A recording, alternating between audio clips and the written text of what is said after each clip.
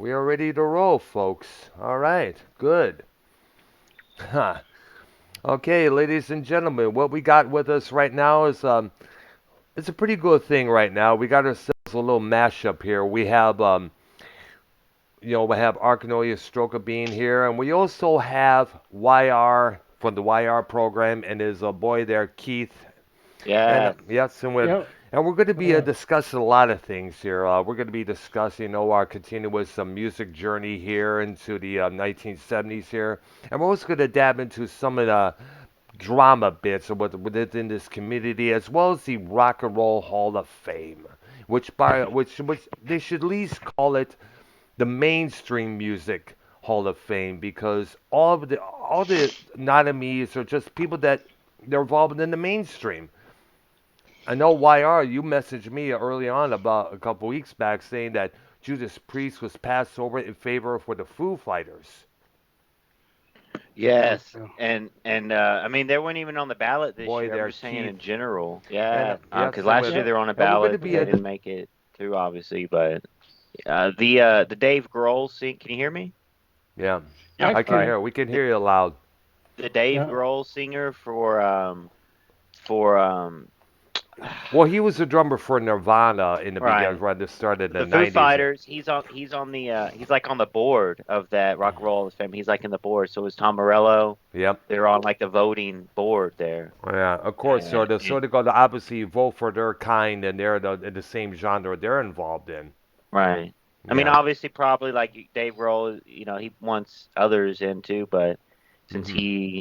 I don't know, you really got to be. He's not really like the Foo Fighters aren't really that. What is it called? Like, Hmm. I don't want to say inspirational, but like people don't really like go to the Foo Fighters for, oh, I learned guitar because of, you know what I'm saying? You know. They're not really like icons like that, you know? I I know, mean, I but guess you could say Yeah. because he was in Nirvana, but other than that, well, let me state this clear. I was never into Nirvana to the very beginning. I never liked the Nirvana. I just thought it was all said. The grunge scene was mostly sappy music here. It just really made no sense. To me, rock in and roll is Seattle about, scene. yeah, to me, rock and roll is about, standing loud, proud, tall, and proud, and standing on your 2 feet and defying, standing up for what is right. Not being depressed, feeling so depressed that you want to shoot up heroin in your veins here and there, just because of some issues you had in your childhood there. I understand you had some issues there, but there's other ways to work it out other than sticking needles up your ass. Right. And that's, I mean, we've seen it all, and look what the damage it does. We lost Scott Whalen from Stone Temple Pilots. We Yes. lost, Lane Stanley from Alice in Chains. We lost Dwayne Gottel from Skinny Puppy. He was a heroin addict. To our surprise, we didn't know until the last damn minute. And it's just, Yes. we lost so many people, and we lost relatives and friends because of it. There was, Cottonland. Yeah. yeah, exactly. I mean, come on. And here's something else. I gotta tell this story. If the heroin doesn't kill you, it's the other things to get the heroin that will kill you as well. Let me give you an example, and this is kind of a surprise. I told this story one time before. Um, there was this family that I knew, about 9 kids. All of them were drug addicts, because of the abuse that their father laid onto them as kids. And around that time, they sought drugs, as a way of comfort, making them brave, giving them that courage, whether it's liquid, powdered, or injected. Right. There were 9 kids originally. Guess how many are left now? Two. Two. Two. Two. Correct. Yeah. Yes, two. All of them died, were dropping like flies because of their drug use. One of them actually suffered the worst. It was an older sister who was running from a Meyer store in Chelsea, Michigan, shoplifting, stealing clothing, food, because she wanted to keep the heroin for her, the money for her heroin there, I should say. She gets hit by a car on I-94 back in Who was Michigan. this? What? This was back in 2002. No, who was it? Who was It this was a girl? woman. Her name was Sylvia. And she, she was the older sister of this particular family. She You was know, it's Are you weird sure how it wasn't I-95? no, no. Okay. This was I-94. It's a interstate freeway from Michigan to other states here what through year was Illinois. this in? This was This was in the night 2000. This was in 2002. because She gets. there's still heroin in the 2000s too. I know, You yeah, know, yeah, yeah. And you know what's kind of fucking, here's the thing. Always seen everyone in this family except for the two sisters. One found religion, the other I don't know what the fuck they're doing. I have no association with her no more because she turned out to be a peawad. But always seen the drugs do is destroy. Bottom line. And Yeah, I you're just right. have no, I mean, come on, people. There's other ways to settle your issues. Go see a shrink. Go see a therapist. And If you want to see a good movie about how drugs destroy families, watch the movie Ben is Back. Ben is ooh. back. Wow. Well, it's interesting how, and we're on the call with, older, Arknolia. a couple older people, and Yeah. back in, it's interesting how heroin made a resurgence in the 90s from like back. Remember, did Jimi Hendrix use it, and then like Vietnam vets use it a lot, I think or some of Yeah, the Vietnam yeah. vets, yeah, they did. Hendrix used it a little bit. I remember Jimmy Page used it a little bit. really? Yes, I remember hearing about that in one of them the Zeppelin Damn. documentaries. I don't know if he Hey, got off doctor, are this. you live? Yes, I am. Yeah, Yes, Are I you am. sure? Yes, yeah, I am, yeah. dude. I wonder why I'm not picking you up. Huh? I don't know why. Hmm. I know we had this problem a couple of days ago. Yeah, the Yeah. YouTube algorithm's all messed up. It's not telling people when they're live. You have to go to their channel. Oh, I'm there. You there? You're Yeah, I'm there there on already? the channel, but I don't see your. You don't see Huh. it saying that I'm alive right now? I don't Nope. get it. But you can see that? Yeah, actually, it is. Yep. Huh. Yep.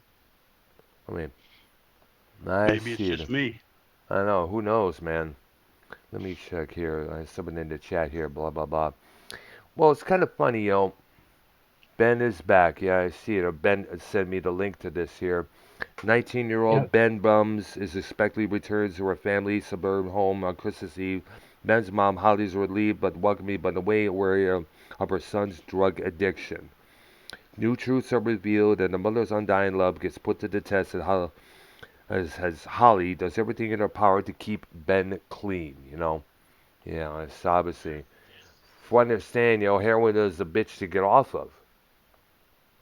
And they're saying you can't really do Yep. it alone. You would try to do it alone. I mean, look at Nikki Sixx from Motley Crue. He Yes. wrote a book called The Heroin You watched Diaries. you watched that Dirt movie yet or no? No, I never had Ah, you chance. gotta I know watch I it, should. bro. I know I Oh should, my God. man. I mean, look, it's like it's like your tip. It's like the rock. You remember that Rockstar movie with Yes, Mark Wahlberg? It's kind of yes, I your remember you. typical your typical rock movie. Yes, Type of bands and parties, but it has a storyline of Molly. It's really good, actually. I'm not gonna lie. yeah, It's worth the hype. It's yeah. definitely. I know it's like and we also gotta dig into this. We also later on we gotta talk about this Boldark dude, and how would Yeah. in association with Scott here, what's going on there? I know Nicky Nines was going off on him on his one of his channels there. I know he was brought up by on Ken's, Nicky Nines and Mars Mirror's show, No Hard Feelings there. And for some reason, my screen is lagging like fucking hell. I don't know What? why. I'm gonna change the screen here. You know, see if that helps there. I don't know why it does that. Oh, you're playing that video thing. It might Yeah, it's be. it's a gift. Yeah, I got it from one of the Underworld movies there. So they got the Okay. So they have the what's it called? The COVID vaccine. Did you take the Did I get Moderna? it? Yes, I did. I got both about parts 1 and 2 at The my Moderna workplace. brand, What's it called? or did What? you get the Moderna one, or which Yes, one? I did. Did you feel I sick got after? Johnson and Johnson. No, never got felt You get sick sick? at all. None at all. And then Keith, so we're all vaccinated, so we're gonna be first come, first serve, or first in line for concerts. Technically, they're gonna allow us in before anyone else. You know what I'm saying? Right. People Yeah, most likely. have the I know vaccination one card. of the workplaces, excuse me, that my workplace it says if you're vaccinated, you don't need to wear a mask, which is pretty good there. Right. Because I don't really, be honest with you, I'm kind of glad because I'm sick and tired of dealing with all these, my glasses fogging up here and there when I'm trying to bust Yeah. that ass here and there. All right. Because it's gonna mess up like when people it's weird because if you still like we all have the vaccine, we can still catch the virus, but it's just not gonna do anything to us. It's not Oh. gonna send us to the hospital, right? But Mm. Right. they're gonna make the excuse, oh, you got to keep wearing it because you can spread it to someone who's not, if you still have it. But I'm sure it just passes through you, but it just doesn't affect you. That's the whole vaccine thing. It doesn't necessarily like kill it, right? Like you can still basically get it at the end of the day. You know what I'm saying? But it will not be, But but it's not going to be as bad as yeah, it's others not have gonna had affect it. you. You're not gonna go to the hospital. It's pretty much like they guarantee it. Like that's the whole point. You'll just be having the flu, basically. It's pretty weird how people, they're getting it and then cases are going down. Yep. But it's just like, you never know. In 2 years, we might be all fucking, crippled or something. You never know. Like Who knows? it's the risk you got to take. Like you got to fucking, people are gonna go without it, but they might get really Yeah. sick. Like Yeah. Danny Yeah. MT. That's what scared me into getting the thing was Or Danny Ted MT. Nugent. Ted Nugent. He got it real bad, Yeah, like he real had bad. it. He stated that he tested positive for COVID-19 and said he is having a hard time even just getting out of bed here and there. Wow. And he was one of the first cats to even speak out about getting the vaccine. Yeah, we all got it, Wow. and Yeah, I get my second one on this Saturday. that's So. good. All right. All right. So, Arky, our discussion will be about, the what's it to be about? The R&B stuff in the 1970s, I take it, yes? R&B. No, basically individual artists, Okay. guys that, well, they obviously have a band, but they're known for their individuality. Billy Joel, Elton John, those kind of people, I see. The solo acts like and Billy Joe. right, but not Okay. guys like Robin Trower or Van Halen because they're actually a band. Yeah, that's true there. I always thought because I always kind of figured Robert Trower was a band because it would say, Robert Trower is, this person on bass, this person on vocals, Robert Trower on drums, Bill this on drums there. So I figured it must have been a band either way, Yeah, because yeah. the way Well, it's stated there. he's a band. Yeah, basically. Sounds kind of weird to say that, but Yeah, I guess you could say that. Yeah, yeah. And by the way, Robert Trower, by the way, is still alive. By the way, he's in his 70s, is still playing here and there. Thank goodness for that. There. actually, I think he's nearly 80. Oh wow, dang! And he's But already I'm guessing. I don't know that for sure. and if you see him how he looks today, you could tell he's slowly going bald. He's gonna have to start wearing a hat 24/7 soon. There. Yeah, I've actually seen I think four Yeah. of his concerts, because I really respect the guy. Yeah, true. Yeah. It was kind of fun. You can always tell when there's somebody, musician from the 80s or 70s is starting to go bald when they're constantly wearing a hat. Either that or Yeah, they shave their heads. Take, for example, Rob Halford of Judas Priest, Andrew Eldritch of the Sisters of Mercy, Wolf Hoffman, the guitarist from Accept. What about Ian, Scott Ian from What? Sorry. Scott Ian from Anthrax? Oh yeah, well yeah, that's true as well. He had the questionable hairline. I expect probably Joe Cronin or possibly Ah, well, also, by the way, Martina Ziabs from the Scorpions and Klaus Mean, they were going bald. That's why we see, both of them wearing hats all continuously there. Ron Jeremy, Ron but Jeremy, he's not a music. he's going to start wearing a hat pretty soon. And also, even in the wrestling world, Shawn Michaels, he was balding bad. That's why he always had that ponytail in the back there. And now he's completely bald. What made you cut your Triple hair? H. What? What up?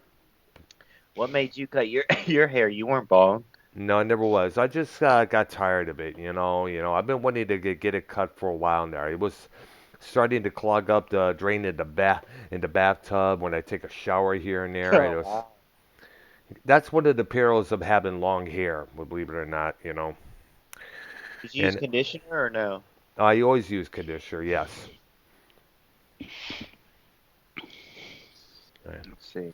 Okay. All right. So we're talking about Billy Joe. We're talking Okay. about, let's see. Well, let's Talking start about with talking about solo act, like people that were in groups but made it solo in the 70s. yeah. Well, let's start with Elton John. Yeah. Well, he wasn't in a band, but Billy Joel was. He was in this metal group called Attila. Yeah, But which if you try to find the album, good it's luck. damn hard to find. Very, very hard to find. I've been looking for it. No. I It's heard some of to the. see I heard Billy some of Joel this. do metal. I got to see that. I What know. about Yeah. John Fogerty? John Fogerty, was he solo or was he in Yeah. He Well, he like was was. in Yeah. Creedence, Creedence Clearwater Revival. He was that's in for but this. 60s? he did go Yes. solo. Yeah, he did. He started in the 80s after taking the 70s off due to the lawsuits here and there, and Yeah. when we also recovered that group and all the situation went on with that band there. There's a ton Yeah. of hits out of that band A too. lot of hits, Oh yeah. a lot of thought-provoking stuff that he wrote. Definitely. A lot of songs that they do on commercials, they use them too. Like, Yeah. Yeah, and that's the thing that peeves me off. I know we ever saw it. You ever watch on YouTube and you see an Applebee's commercial? Guess what they're using for that song? Back in Black. Back in Black. Yeah. Yeah, but When don't they only say it's only him saying I'm back? no, It's no, I like that's think they're trying to promote the thing that it's back, like something that yeah, a dish. Which is interesting because if there wasn't COVID right now, AC/DC definitely would be touring.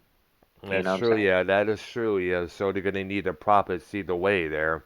You And heard Brian Johnson on that thing the other um, day, that n- vaccination concert no, I haven't. live No, I thing. didn't. It was. It was it was probably like a week and a half ago. They had like this live vaccination Mm, get your vaccination concert. When the audience, it was full packed in LA. I think wow. it was in LA, but they had I think it was like nurses, doctors, all that in the audience. Yeah. But they had Foo Fighters play Back in Black Mhm. with Brian Johnson obviously singing. He Yeah. sounded really good, That's really good. good. Now, is he wearing some sort of a hearing kind of setup there to protect his hearing there, or I didn't see that, but mm, possibly, but who knows nowadays? Because the technology and medical is, you know what I'm saying? He could be.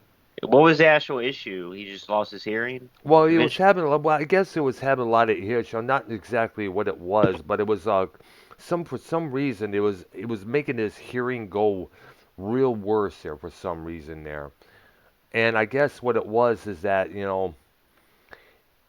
when you lose your hearing, you're totally fucked because you need your ears to hear things in the studio when you're here, the audience, hear this and that. And when that's gone, you're totally fucked. I mean, you could ask Pete Townsend on The Who. He still has hearing trouble to this day. In fact, he admitted it when The Who came back in '89. He admitted it that one of the reasons he stayed away from performing was because of the serious hearing damage. And Right. part of the problem was you could thank Keith Moon for that when he put that bomb in his drum kick on the Smothers Brothers show there back in the '60s. Roger Daltrey, you know who that is? Yeah, the singer from The Who, yes. I think he released like touring. Does he tour with the Who or is he solo? No, he tours with The Who. It's just him and Townsend, unfortunately, now with a bunch of musicians now. Really? It's like a bunch of backup stuff too. Yeah, pretty much, Wow. yes. Yeah, because remember, John Entwistle is dead. Keith Moon's been dead. Kenny Jones, who took Moon's place.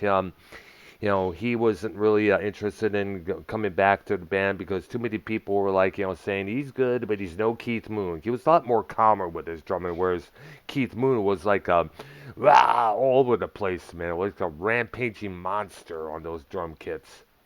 Would you want to see the Who in concert I would or like to no? see the old Who, I'll tell you that. Like the new one, you wouldn't waste your money pretty much. Yeah, That's I cool. would, I would love to go. These are the shows I would love to check out. Led Zeppelin when they were in their prime, Pink Floyd's Wall tour, and Ooh, the Who when all the original members were still alive.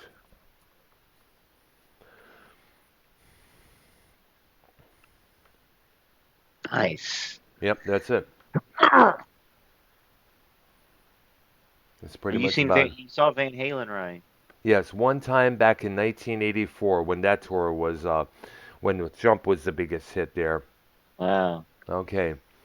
All right, so let's we could okay, Ark, we could start with Billy Joel you wanted to, right? Yeah. Elton John first. Elton John first. Yeah, my bad. Now, Elton John was the Rocket Man. There was a movie about him not Right. too long ago that was in the theaters. By I guess the movie was done to compete with the movie Bohemian Rhapsody, no doubt. Yeah. Yeah.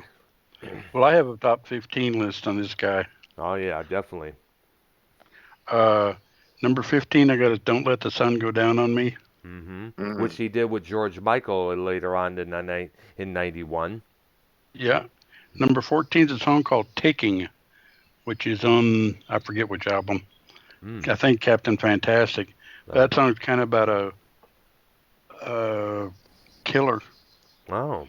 but it's a guy that's going through stuff. But it's actually a pretty good song. Ah, I see. Number 13, I got is "Your Song," which was his, I guess, first hit. Yeah. Number 12 is "Leave On." Yeah. I heard that one a couple times before there. Yeah. Number 11, I got "Where To Now, St. Peter," which is on Tumbleweed Connection, I believe. Mm. Number 10, I know you're on the list somewhere. Mm-hmm. Uh, "Ballad of a Well-Known Gun." Ah. Number 9 is "Razorface." I never heard of that one Generally, before. I'm, generally, I'm going to stay away from hits and try to give deep cuts so people go, "Oh, I got Yes. to go That's hear that that. one." Yeah, we recommend that to the people listening. Yes. They'll go. Me and YR talked about that when we're doing our show together. Go deeper, Yeah. not just like when it comes like say when they talk about the Who, they talk about Baba O'Reilly or Won't Get Food Again. Let's talk about the stuff like My Wife or Oh, yeah. other stuff there. Now, number 8, I did hit I guess is a relatively minor hit. Hmm. "Little Genie." Oh yeah. Oh. Yeah, I remember that from 1980, the album was 21 to 33, I think it was. Yeah, I Well, think it's what's correct. the I had years that on album. on the years on all those songs? Was it mainly what years is it mainly in? Like what decade? Well, Little Genie was from the summer of 1980. I remember hearing that when I was on Uh, this beach with my mom one time on my birthday during that year. I remember hearing that song, and I was just looking out in the waterways. It's like, wow. Well, most of the songs I'm going to talk about are from the 70s. Mm. mm, It's not that I don't like the 80s and 90s songs, but I always like the 70s songs. yeah. Number 7, I got "Someone Saved My Life Tonight." And number 6, I got "Philadelphia Freedom." Which is a pretty Song always good, appealed. That song always appealed to me. you know, it is a pretty good song there when you look at it. It's kind of, I know the people out in Philly were like jumping for joy when that song came out there. Yeah. And number 5 is, I guess, what you'd call Elton John's anti-war song, "Daniel." Ah, mm, Yes. yeah, interesting there. I didn't even think he would write any anti songs there. Well, Toppin wrote it, so Ah, Bernie Taupin is the lyricist yeah. there. Yeah, number 4, I got "Funeral for a Friend, Love Lies Bleeding." That's a classic right there, man. Number 3, I got Goodbye Yellow Brick Road. Oh yeah. Mm. Number 2 is Rocket Man. Oh yeah. Which later And what? became the theme song for Kim Jong Un. Yeah. And how can you top Rocket Man? Well, for me, Tiny Dancer Oh. is my number 1. Hmm. It's a great little 6-minute song. Wow. I'm surprised Madman Across the Water isn't on the list because I heard that a couple of times in the past. So that's pretty damn good there. A Well, track. Tiny Dancer, Levon, and Razorface all came from that album. Nice. All right. And I think there was another one. No, let's see. What's something. Oh, you ever heard this song? All the Girls Love Alice from the Yeah, Goodbye Yellow Brick Road album. Guess what yeah. song they're talking about on that? Guess what subject they're speaking on there? Gee, I don't know what. Lesbians. I know. Yeah. Yep. Damn dykes. Damn. Yeah, it is what it is. You know what I Yeah, mean? but you know what? Some of these artists back then really provoked a lot of things there unsuspectedly. They had a lot of interesting subjects in their Yeah. songs. We just didn't know about it until years later on down the line. Well, a lot of it was hidden because it pretty much had to be or it wouldn't get played. Absolutely. It wasn't like where everything is out front and up straight up as it is now. Yeah, it's kind of like a lot of the early anti-war songs. Dr. Brown, how did Elton John become homosexual? He was born that way. Oh, all right.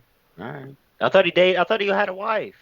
No, he did have a wife in the 80s. I know that, for about a couple of years, but at that time, you couldn't really come out as gay. You couldn't really admit that you were gay because back then it was not acceptable. Right.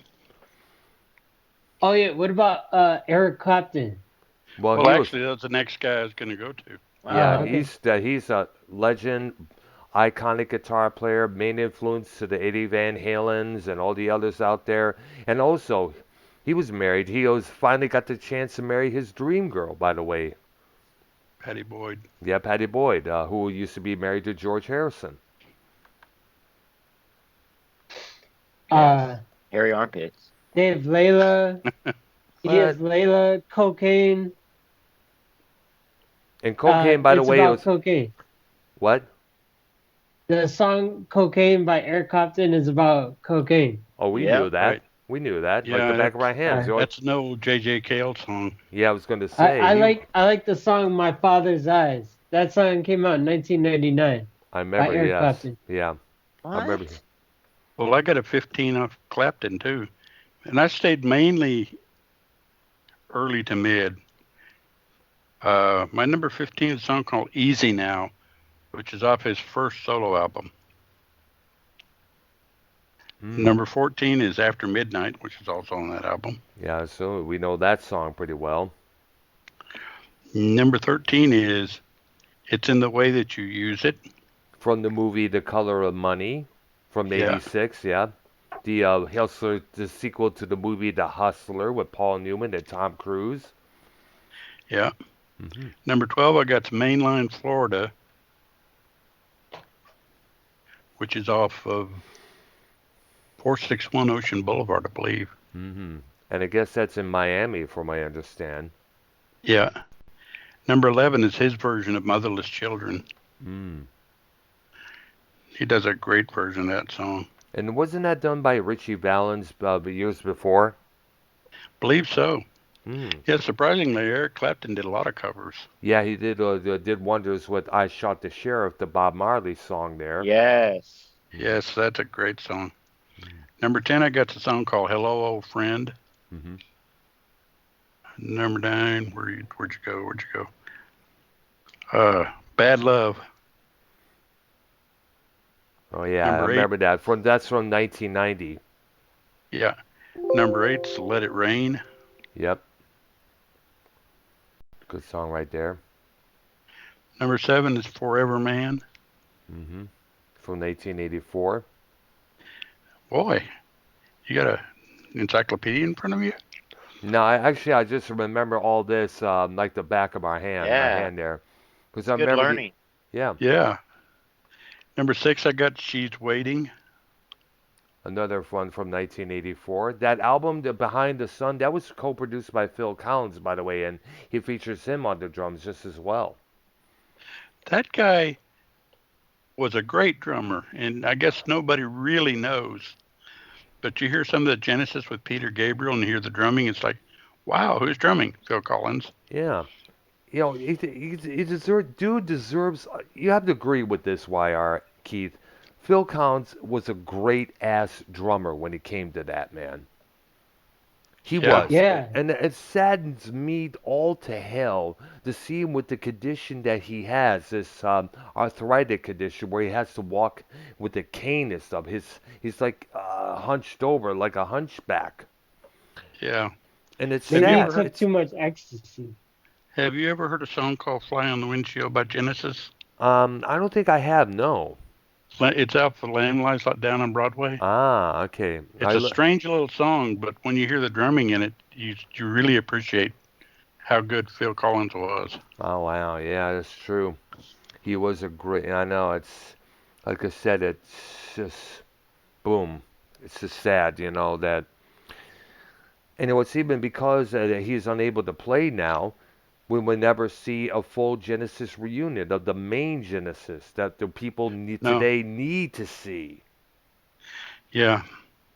You know, Number you know what'll do that to make you hunched over like that? Too much ecstasy. Wait. How do we know it was ecstasy?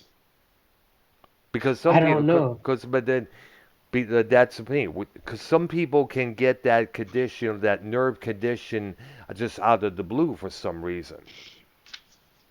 Oh, all right. Yeah, keep that in mind, man. It's not everything's from drug related. Okay. Yeah. number 5, I've got a song called Let It Grow, which is off of 461 Ocean Boulevard. hmm Number 4, Pretending, which is a later song. Yep.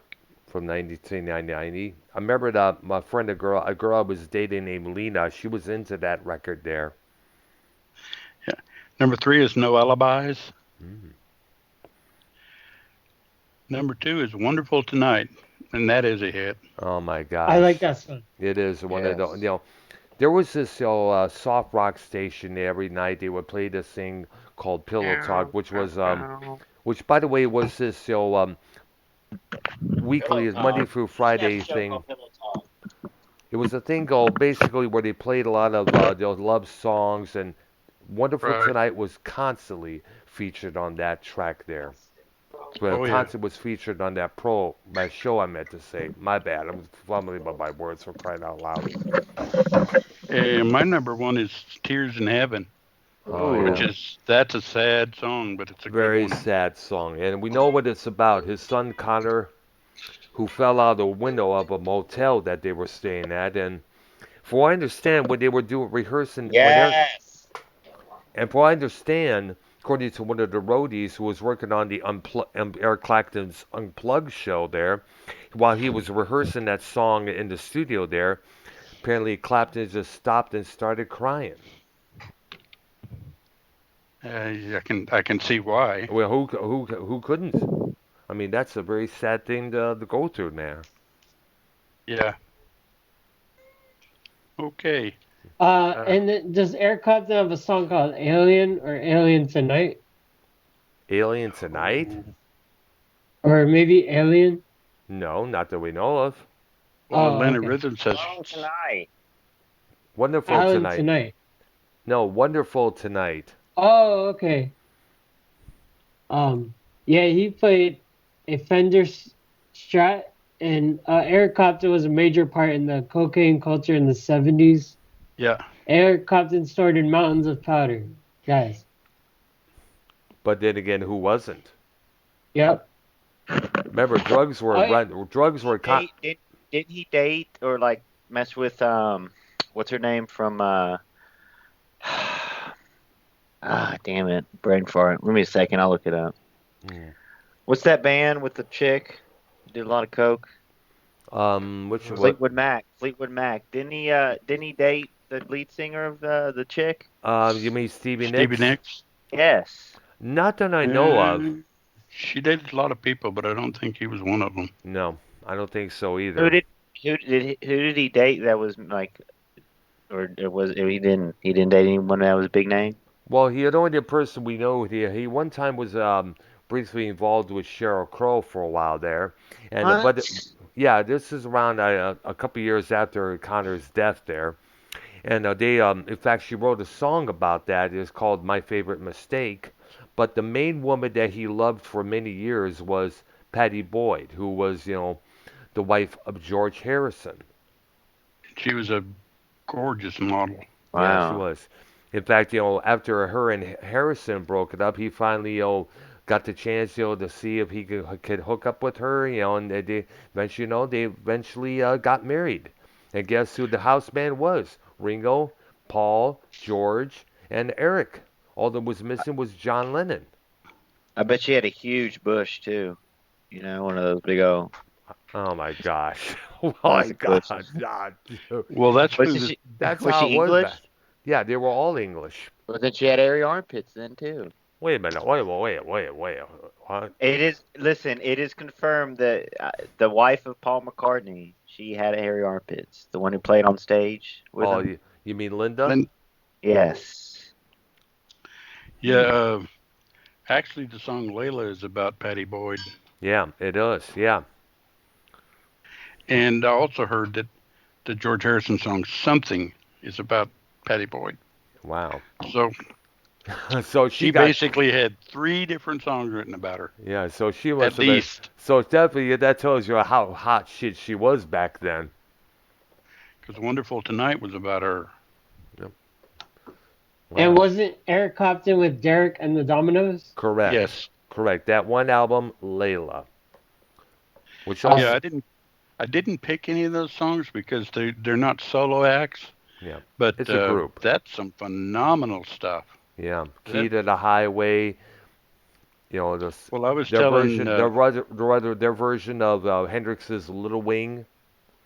yeah, I was telling Dr. Earl last time that had Dwayne Allman not died, that group would have probably put out more than the one album. Yeah, it's true.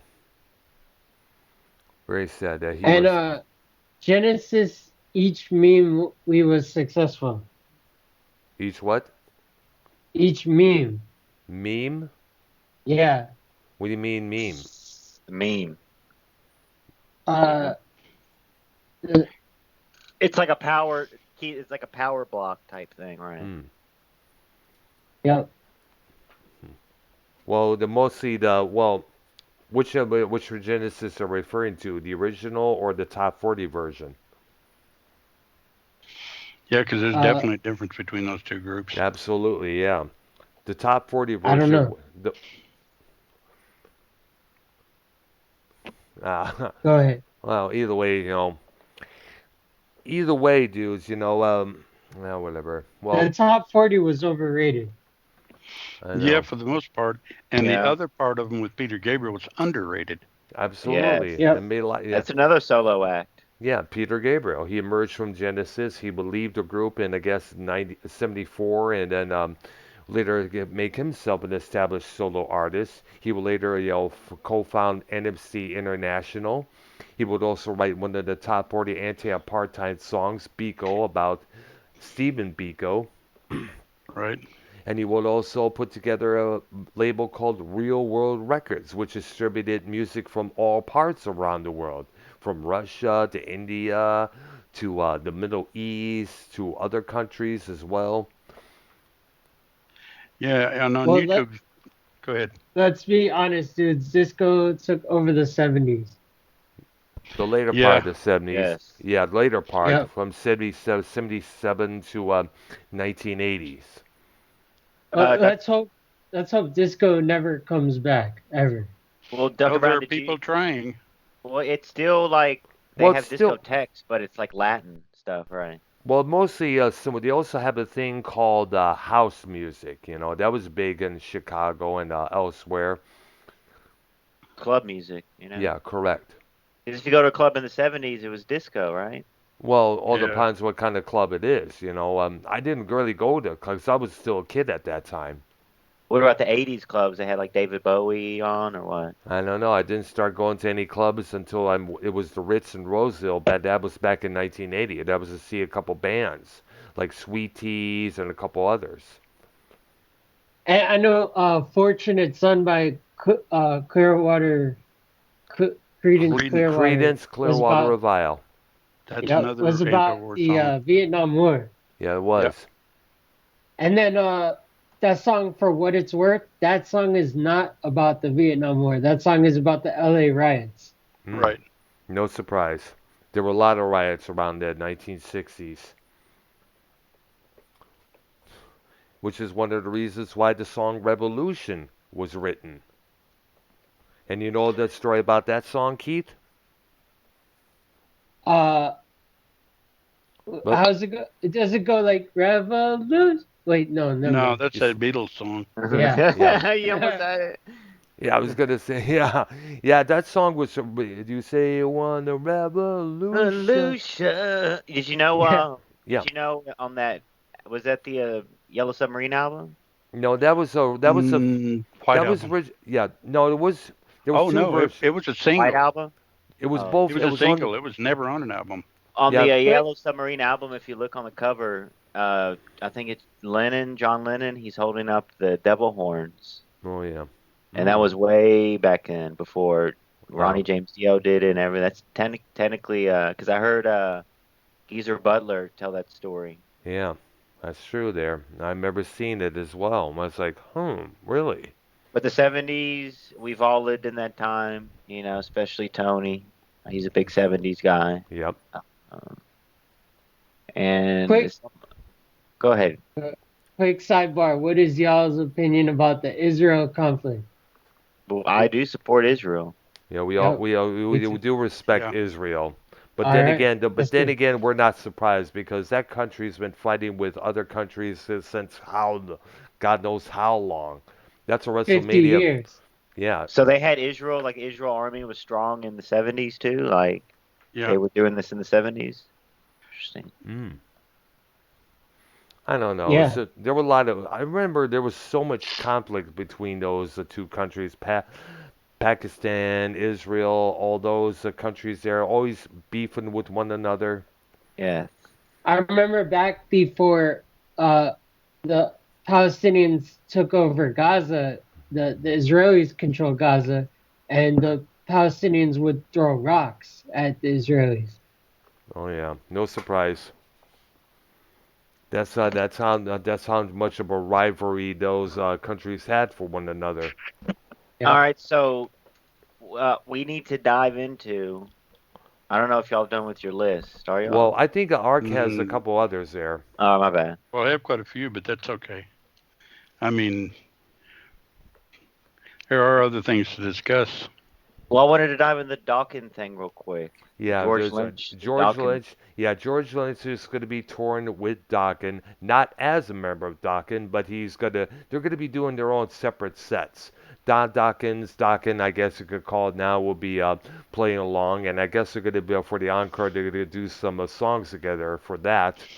Well, it's interesting because there's a bunch of dates listed, and then some say um, Dawkins with George Lynch plus Lynch Mob. That must be George Lynch's band, Yes, it is. Lynch Mob. I remember And seeing. then some listings say Dawkins and then just plus George Lynch. So does Yeah, that mean he's going to be taking over for guitar on those dates? I That's think what's I have no clue. I don't know. But then again, I mentioned how some of these promoters do, how they try to get more people right. into the venues. Like they'll try to advertise it like, yo, George Lynch playing once again with Dokken.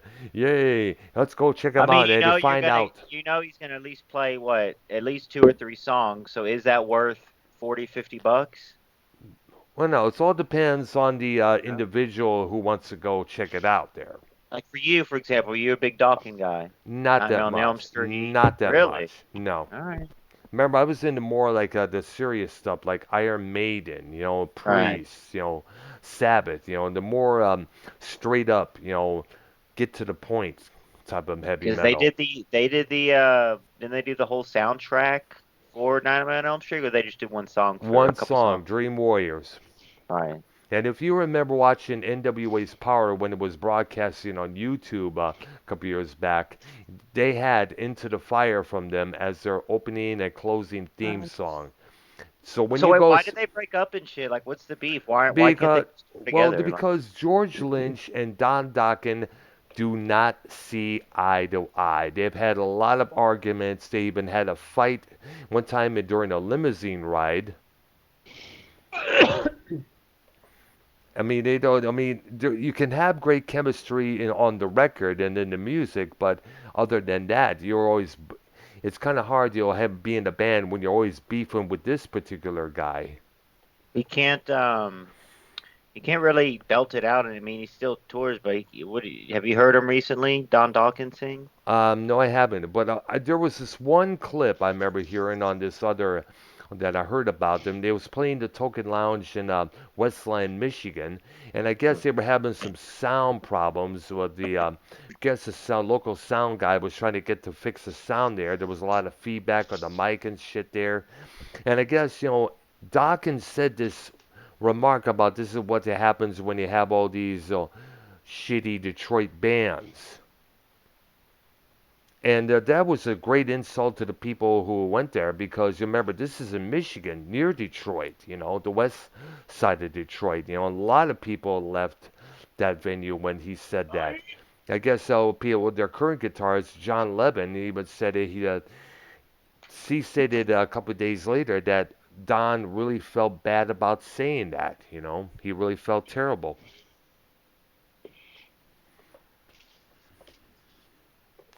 So, oh boy.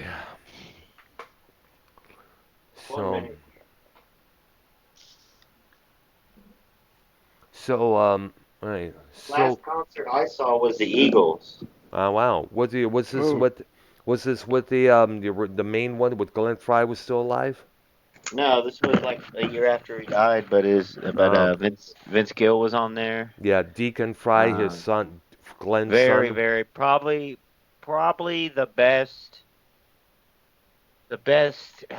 concert I've been to, like, that played. I mean, I'm talking. This concert was 4 hours, Dr. Brown. They did 4 hours. They Wow. played the whole Holy Hotel shit. California album, and then they played Wow. like 3 hours of hits. I mean, Wow. they have like 20, 30 hits. I oh mean, yeah. No surprise. Don Henley was there. He did Boys of Summer, Oh yeah. his little solo thing. Mhm.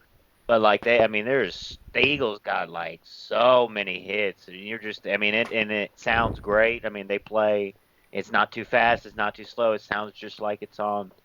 Obviously it's live. They're not fucking fake playing, but it's something like. I mean, that's why these bigger concerts like them, Metallica, they're so expensive to go to. I mean, those are and then in stadiums, and Yeah. I Or mean or that large Metallica's arenas. probably one of the best shows to go to. I mean, it's the sound, the songs. The interaction. Right? That's what I hear. Metallica shows are really good, Mhm. but it's so expensive, I very know. expensive. I remember we touched up. You remember we touched on that subject on our own show one time last year. You know. But then again, as we mentioned, a lot of the money has to go towards the insurance, the venues that they rent to Well, play there. the thing to do is wait like a day before or the day of the concert, and like look on your StubHubs, look on your Craigslist, because there's gonna be people that are you know, trying to get those tickets off, and you can get them for a fraction, Ah, and that's really the ticket. Because I mean, yeah, you could plan it out and get them a year in advance or however. I mean, really, when they go on sale, you can look for that too, right when they go on sale. But all the scalpers just get it. They have some automated system that just the scalpers really mess it all up. yeah, it's true. And We've been having scalper issues for years, ages, way before started going to concerts. I remember the first concert I actually went to was, Triumph with my dad at the Joe Louis Arena, and there were a lot of people out there, and a lot of people. There were a lot of scalpers outside the venue there. then the what's it called?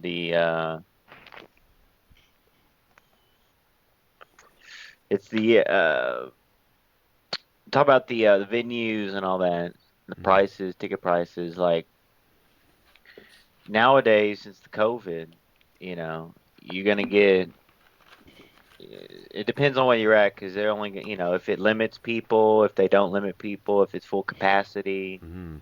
obviously they're gonna have to make it up, and people will spend a lot of money on tickets. Just depends who and how much they like the people. Yeah, I know. I know. So I know Nine Inch Nails is going to be doing this one particular show. We have a Lollapalooza lineup. We have this other festival lineup here and there, and Green it's like, Day, Green yeah, Day and green. Weezer. Yeah, I guess so. But the thing you also got to remember that people are. They I think canceled. it's. I know it's. People now are starting to really, now because of this vaccine, they've been wanting to go out once again for a long time because last year everybody wasn't able to do anything. There was no clubs, there was no Well, shows, there was they nothing. canceled.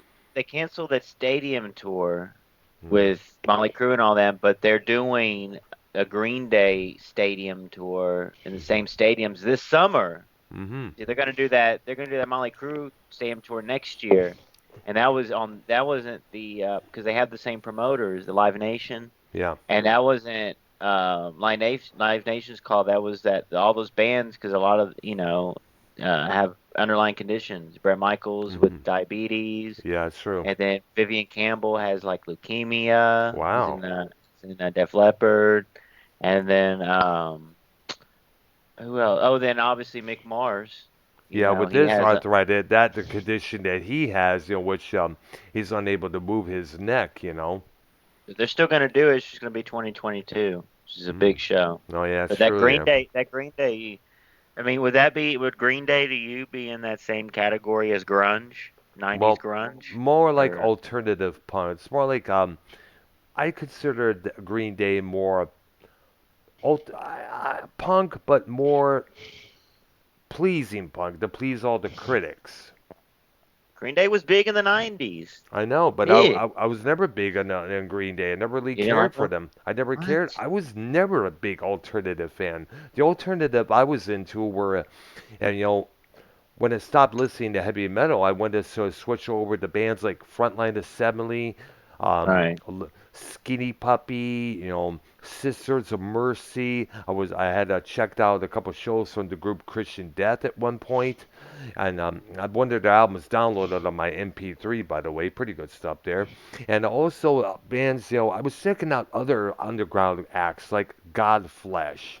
One of this project called Techno Animal, which was featuring one of the members of Godflesh. I was into a project called Scorn, featuring a former drummer of Napalm Death, Mick Harris.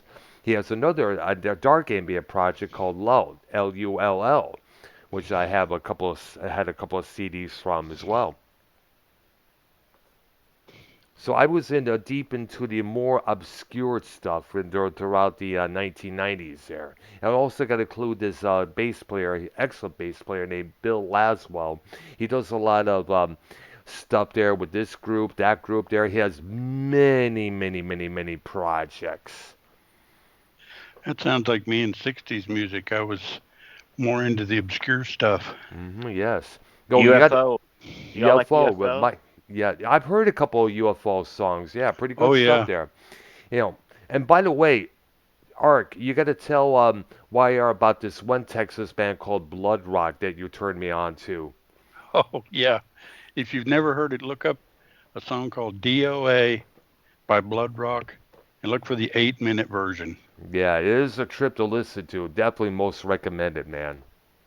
Is it some type of death metal type of No, band? it's No, not. it's This, it's 70s, but it's Oh.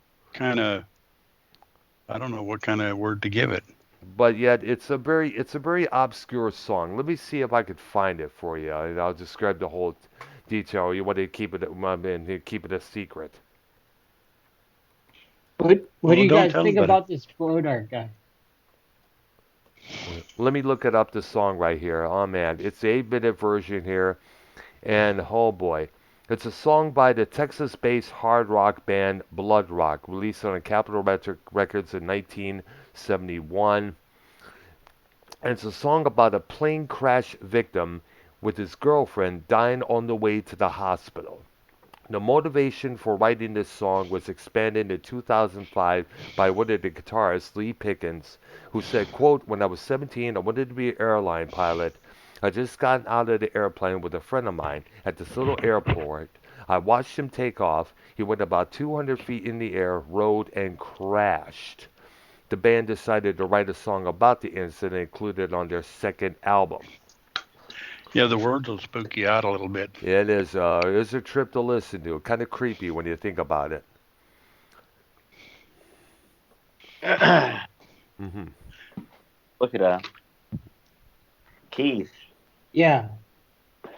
What So basically, let's talk about this Bodart guy. Bodark. Oh, yeah, with this guy. Who is this guy, Bodark? I don't think I've heard of this guy before. he's in the Um, Cronin community, Hmm. and then he was on with Scott's show, and then he came on the YR show. Yeah, and I know Nikki Nines was doing this review of that thing there, and boy, he was laughing his ass off about what Scott was saying there, saying, "Oh, finding God and all that stuff, blah blah blah." Yep. I guess Scott claiming that he's a Christian. You know what Scott we're talking about, Arknolia, right? Uh, I can't remember his last name, but the guy that used to. McKinnon, Yeah, McKinnon. that's it. Yeah, you never have you heard any of his programs? No. Be glad. Be very glad because this guy Jibbles is like one of those rambling guys, blah blah blah blah blah, ranted on this, ranting on that, ranting on this subject there, saying he's gonna do this, saying he's gonna expose everybody. At one point, he was calling the CIA here in the States, trying to report some people. calling the DEA, CIA, FBI, attacking. RCMP. Yep, I know. The guy's out. He's a whack job either way. No, I hadn't. Well, I try to avoid a lot of that kind of stuff. I know, but it's best that you do because this guy's a total loser.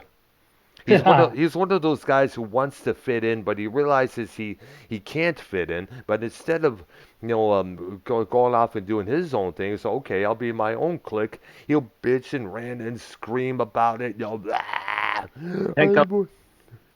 they won't let me in their group. They're like, you can't sit with us. That's what they're doing.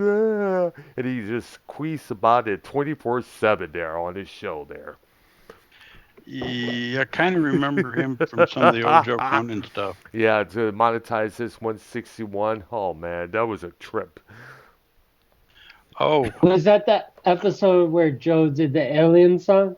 No, I don't. I think that song came about way before that episode, believe it or not. Oh, all right. and something interesting. I haven't listened to a lot of Joe Cronin lately. Actually, not at all. Until the other Wow. day, I happened to look, and there was some kind of little deal about Bullfrog swore that he was going to go off the computer. He was never going to come in, do any of this stuff. Hmm. And he showed up on one of the shows. No So I listened to surprise. part of it. I listened to part of it, and Joe got on him and said, "Hey, I thought you were never coming back. I thought you were quitting and all that." And he said, "I did, but I'm the Undertaker." And like, oh God. Oh my gosh. Oh jeez. Oh my gosh. That fat cheese ball. That's Bullfrog for you. He always says one thing and does another. But Yeah. that was just weird. Well, Bullfrog, like Scott, has a mental condition, where he can't make his mind up splickety split for lickety splat here. But we And expect to from the. this day, But he actually enjoys watching WWE. why? I have no clue. Yep. I haven't seen WWE in years. You know what? Yeah. I stopped when I first started when I moved to Texas and started watching TV again, and I saw how the WWE was so calm, cool, and lame like it was. I'm like, really? Yeah. But now I understand everybody's saying how bad it is. It's like, geez, I'm watching Georgia Championship Wrestling now on YouTube. That's 20 times better than what we see on the WWE. I mean, I Well, don't, when you, basically, if you watch any of that or anything from basically the 70s, 80s, 90s, you can't watch that stuff now. It's not even close to being good. I know, I know. And yet, sadly, Vinny Whack, we should call him now, is because he's allowing his company to die down. Yeah, You know, Yeah, it's it's like he just really doesn't but care. yeah, but it looks like the fireworks, the vignettes, the production of WWE is way better than AEW. yeah. That's what I hear. Yeah, that's Yeah, true. Yeah, yeah, because Vince is one of those entertainment type of guys. Now, if I understand, they did this for this last pay-per-view. They had this zombie fight, I guess. yeah, which looks pretty cool actually. Yeah, that was done to promote that movie, that zombie movie, which I guess David Bautista is involved in. Yeah, but I thought Batista didn't do anything with WWE. Well, he's still kind of like aligned with them. Who Do you said think that, about it? bro? Usually, I guess, if I understand, we look at John Cena. He's been in the WWE for how many years, but I guess he still kind of like has somewhat of a contract with them. For But instance, he's and I like guess what, he's never been a dick to him like Batista, though. You know? you know, but then again, I guess what it is that when you're aligned with WWE, you're kind of like aligned with them for life, I guess. Yes. For what I understand, when the John Cena gets paid for doing a movie or a voiceover for a cartoon, WWE still gets a cut of that pay. Hmm. And you remember the WWE was coming down hard on all their superstars when they were doing their cameos, their Twitch streams, and they're kind of like I guess it's like, geez, what the fuck. I know Paige, she up in streams on Twitch a lot. She was on earlier today. She was like, she was really upset about the whole thing because she can't wrestle no more because of the neck issues that she has. Right.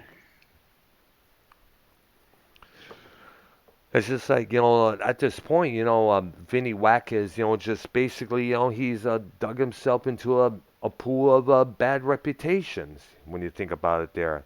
I know it's a kind of awkward thing to put it there, but he's kind of like putting himself in a big hole. And it's outright sad. I haven't watched WWE since 2016.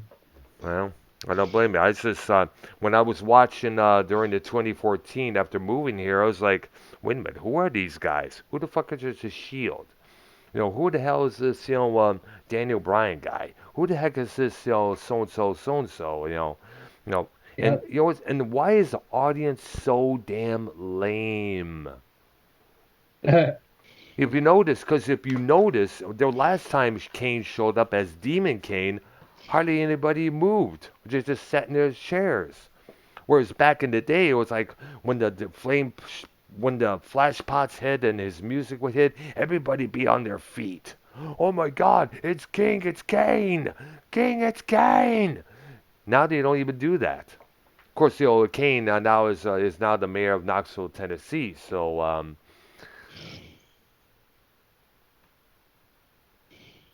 What but party is he? what again? What party is he? I I don't know. believe he's Republican. Yeah.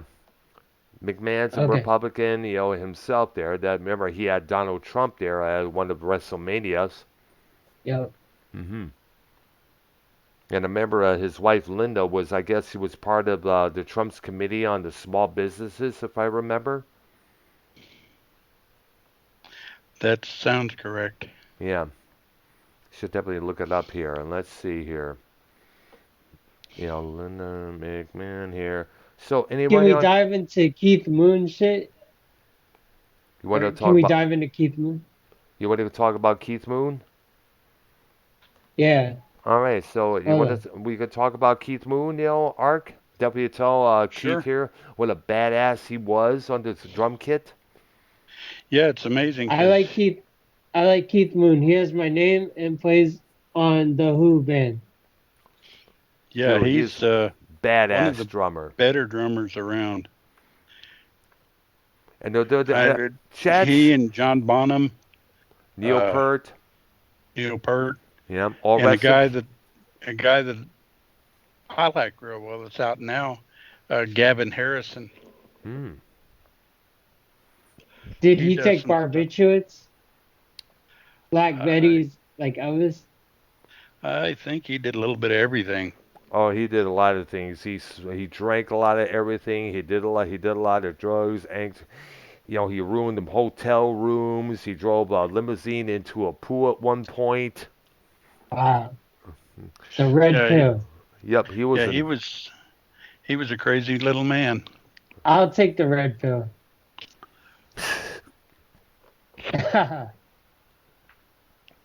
Dude.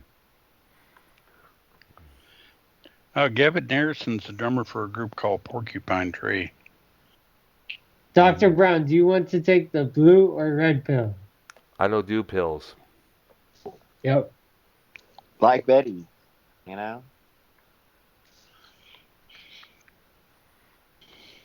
All right. So, anything? Okay. So, Ark, who's next on your list here? Oh, I gotta find it now. Oh, I got distracted with all the talk we were talking about here. Well, I'll go to Billy Joel. Yeah, like we said, he was in his first group was Attila, which was this heavy metal band. I guess it was him and the drummer there, and guess Billy was doing the vocals there. It was kind of different there. Sounded different Yeah, I what he wished I did could now. find that album. I know. Anybody who finds that album, hold on to that because that's a fucking collector's item. One of the few shots where Billy Joel's dressed as a barbarian with a mustache. Yeah, Uptown Girl. I only did a top 10, but I could have easily done a top 20 on this guy. Yeah, because he had a lot of Is Uh, good stuff there. yeah, is Billy Joel from New York or Boston? I think he's from I think he's from New York, New York. Bronx, Queens, I right? believe. Yeah, Queen. Queens. Queens, New And he has York. the song The Piano Man. Absolutely. That's still played on the radio to this day on classic rock stations. My Yeah. number 10 is a song called Moving Out, which is, I think, on the Pretender album. Yeah. To pretend, oh, you mean The Stranger? But that's what I meant. I Yeah, love The that Stranger. album. Yes. It's a great album. Number 9, I got Big Shot.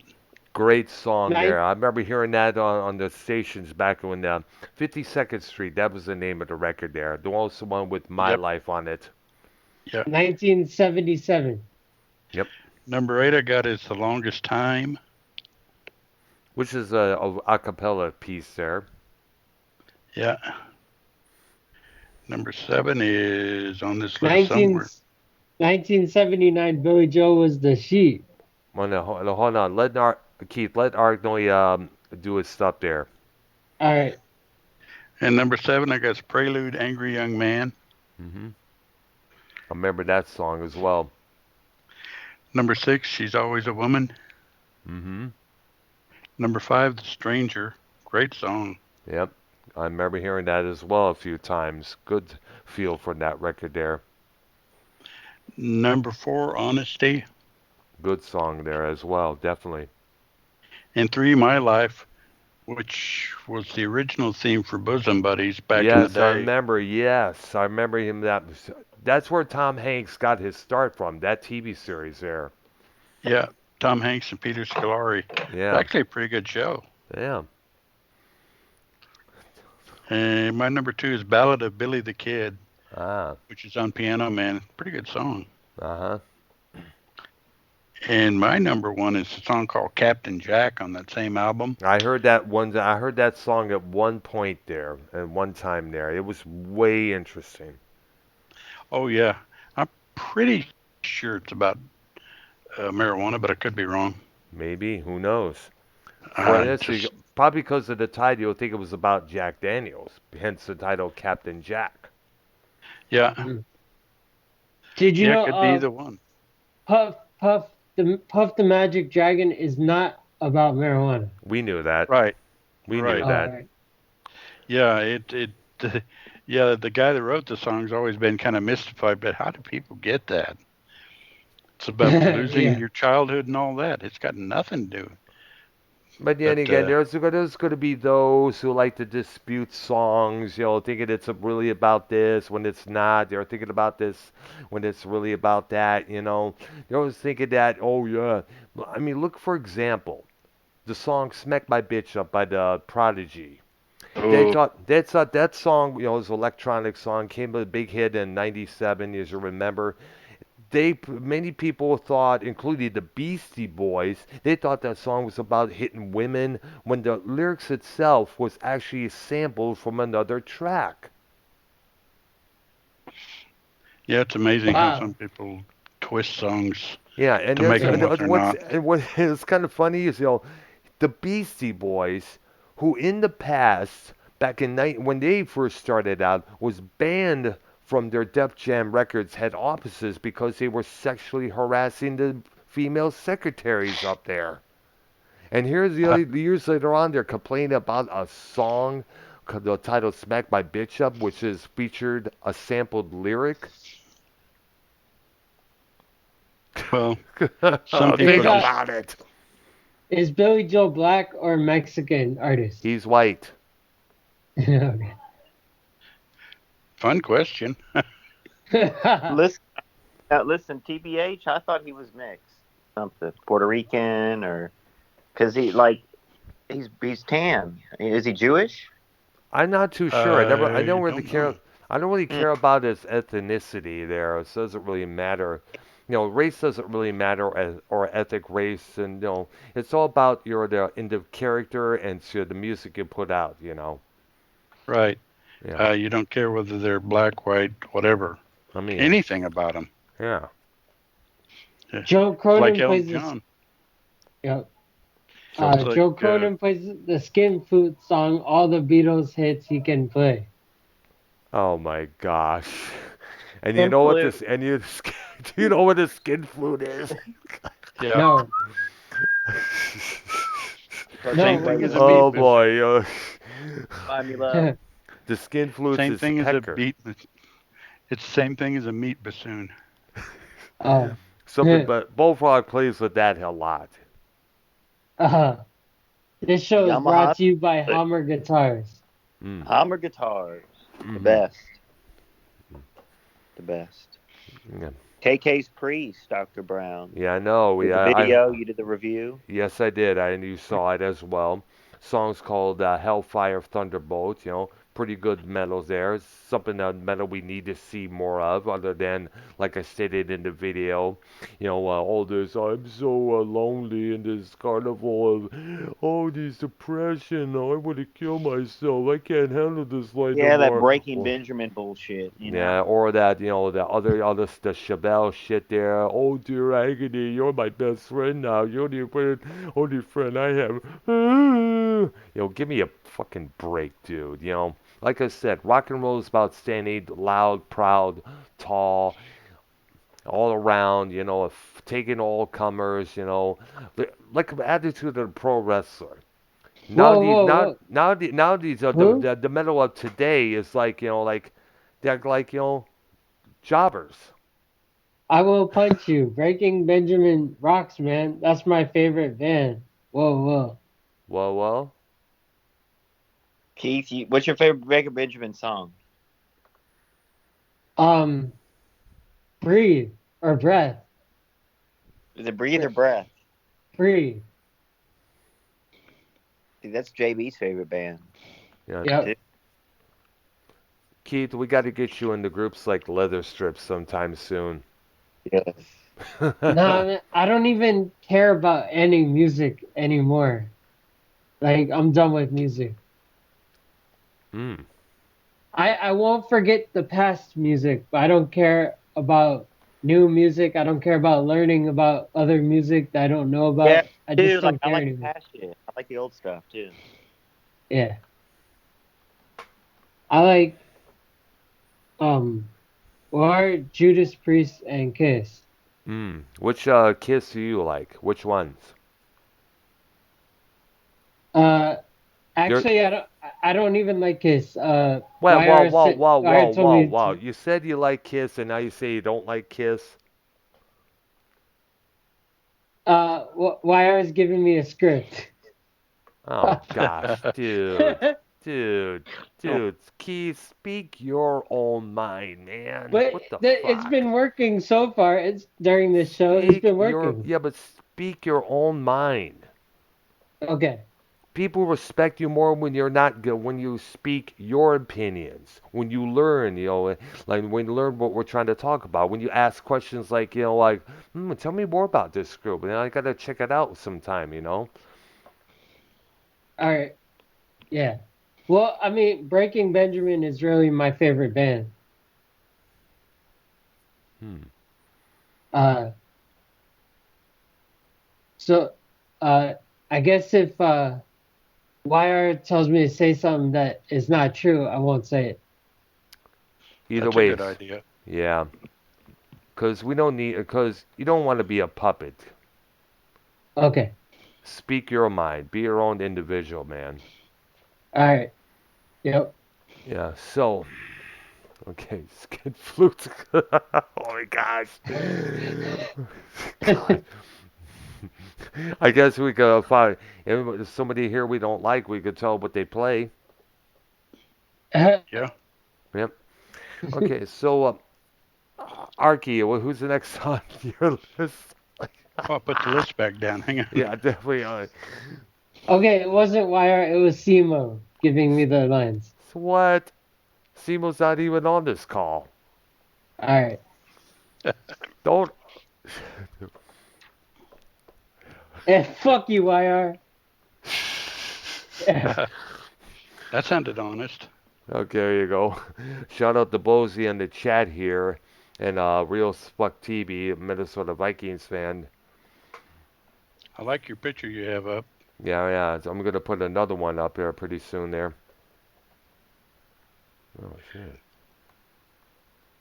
Okay, I'm not doing these in any particular order, so it's gonna kind of do a little jump here. Mm-hmm. Um, I'm gonna go to George Harrison. Oh yeah. Oh yeah. Cause he wrote some pretty good songs there. Other than My Sweet Lord, he had a lot of stuff Oh there. yeah, Mm-hmm. I got a 15 by him.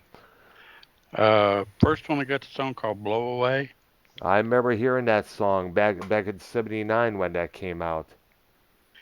and number 14 is "All Those Years Ago," which is kind of a Beatles tribute of sorts. It was his homage to John Lennon. Yep. And number 13 is essentially the same thing. When We Was Fab. Yep. Which is about the Beatles. Number 12 is "I Dig Love," which is on the "All Things That Must Pass" album. Mm-hmm. And number 11, I got "Let It Down," same album. Mm-hmm. Number 10, "What Is Life?"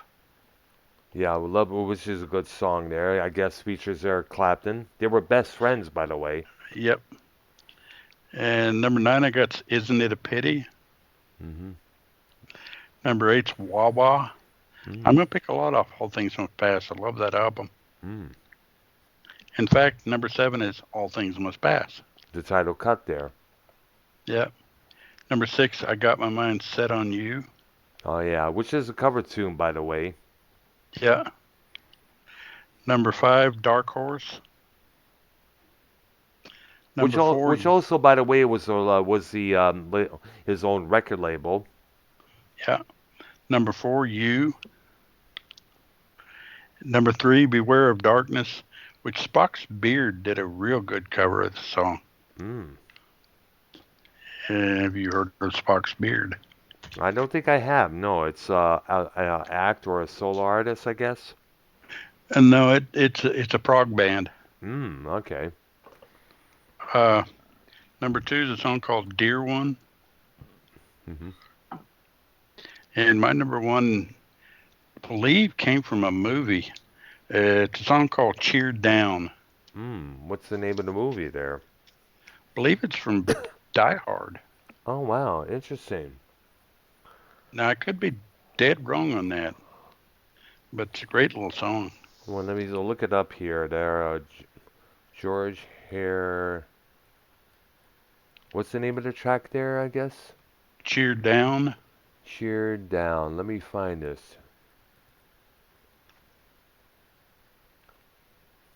Who's Okay. your artist right now? He's on George Harrison. Oh, the Traveling Wilburys. Yeah, we got a clue with that. He was involved with that for a while there. Oh, It's yeah. Cheer Down. Let's look it up here what the song is about there. I guess it's blah blah blah. And from what I understand, it was let's see here. The story behind the song is from these Cheer Down. I'm looking here. Let's see here. Yes, it's not from the Die Hard. It's from Lethal Weapon 2. Lethal Weapon. Okay, I knew it was Yeah, one of those movies. yeah. But it's one of those songs that if you ever hear it, you probably like it. Oh, interesting there. But I always thought George Harrison was talented and wasn't given enough recognition when he was in the Beatles. I know. Yeah, he was the one whose always songs was only one an album, while all the rest was Paul and George. I mean Paul and John. Yeah. And All Things Must Pass was kind of a frustration of, I have all these songs, I need to release them.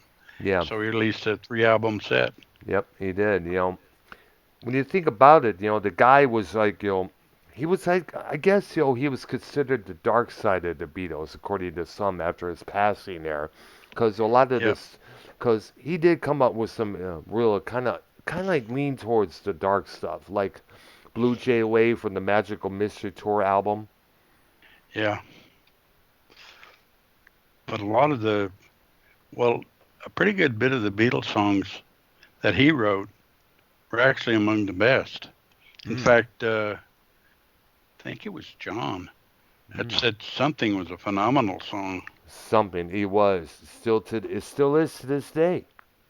Yeah, but he really liked Something. Yeah, who doesn't? It's a great song. Yep. I think Yep. I remember hearing the live version. And let's not also forget, George Harrison also can be responsible for what was considered the first Live Aid concert. Yeah. Like I guess it was the concert for Bangladesh. Yes, it was. There was a lot of starving people in that country, and I guess Harrison, who was a Buddhist to the very end, came to the rescue, getting Ringo, Eric Clapton, members of the band, a couple others Yep. onto this one show there. Yeah, it was a big one. Yeah.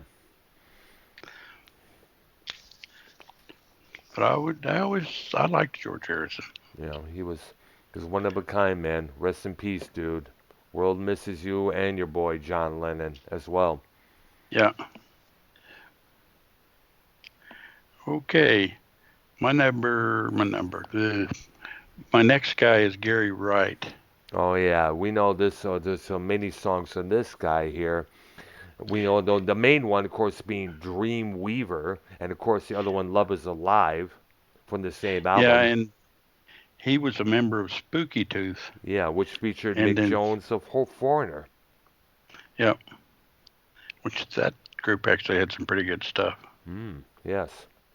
My number 10 is Touch and Gone. Oh, and before you start, let's all keep in mind that Spooky Tooth was originally recorded Better by You, Better Than Me, which Judas Priest covered for their album Stained Glass. And that's a song. What? Are you serious? Seriously, that's what I heard. Yeah. Spooky Tooth was kind of a hard rock band. They were on the edge of prog, but they didn't go there. But they were more hard rock. Yes. Yeah, my number 10, like I said, was that song called Touch and Gone. Number 9 is Really Want to Know You. Number 8 is Light of Smiles. Number 7, Phantom Rider. Number 6, Made to Love You. Number 5, Let It Out. Number 4, Blind Feeling. Number 3, Love Is Alive. Great song there. Number 2, Dreamweaver. We know that song. And my number one song, I'm going to venture you probably have never heard. It's a song called Two-Faced Man. Mm. Very interesting listen. Wow. Yeah. I remember there was this one song I mentioned from 1982. I guess it was from an album called The Right Place. I guess it was. I gotta look into that there. Mm. In fact, Two-Faced Man was not on a Gary Wright album per se. It was on a compilation type thing. But song's pretty good. In fact, I saw a clip Mm-hmm. of him doing the song on Dick Cabot's show, All right. and he had a guest guitarist Mm. playing with him, All right. a guy by the name of George Harrison. Oh yeah. Interesting there. But it's funny because when Cabot introduced it, he said, "Here's Gary Wright." At the time, he had a group name, I think it's like Wonder Wheel or something like that. And he said, "This is Gary Wright, and he has a guest guitarist." Mm-hmm. And they opened it up, and well, George Harrison's unmistakable. And you looked and you're like, "Hey, that's George." Mm-hmm. But it's a great clip. Well, the song's great. All right. But if you get a chance, look it up on YouTube, the Dick Cabot Show. All right. Yes. Gary Wright, Two-Faced Man. All right. Are you going to the rodeo? Am I going to what? The rodeo, George Strait.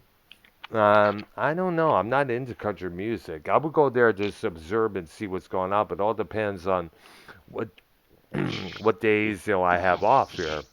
George Strait, though, is going to be there. Yeah. Have you heard of Jason Aldean? I have, yes. When I was working at this plastic plant, in Richmond, Michigan, they would play a lot of country music stations there. Keith loves that country rock. Man. Yeah, it's Jason Aldean is country rock. I love country rock.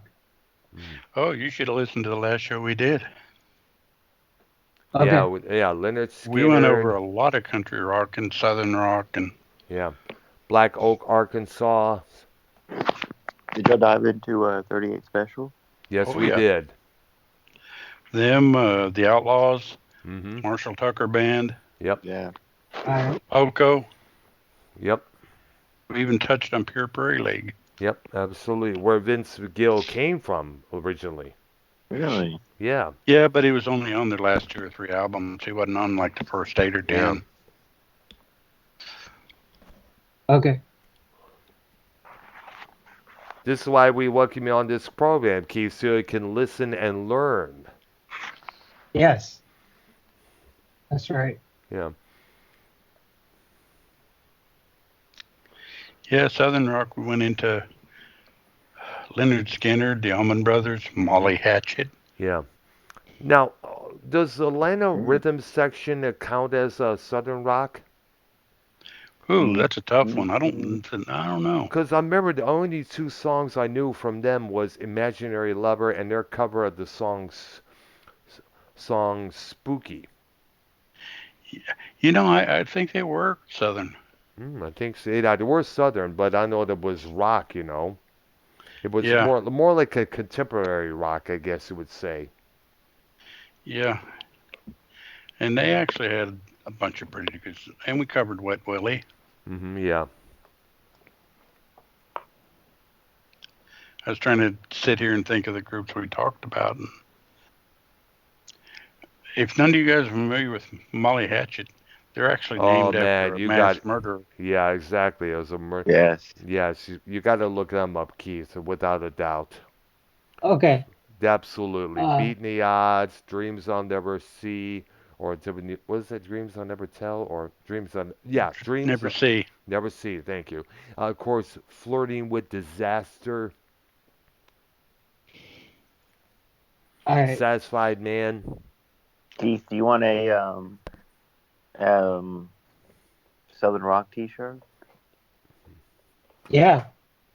Like Leonard Skinner? Or...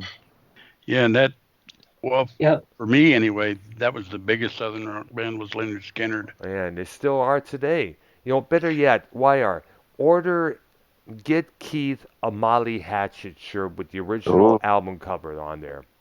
Anything with Frank Franzetta's artwork on it.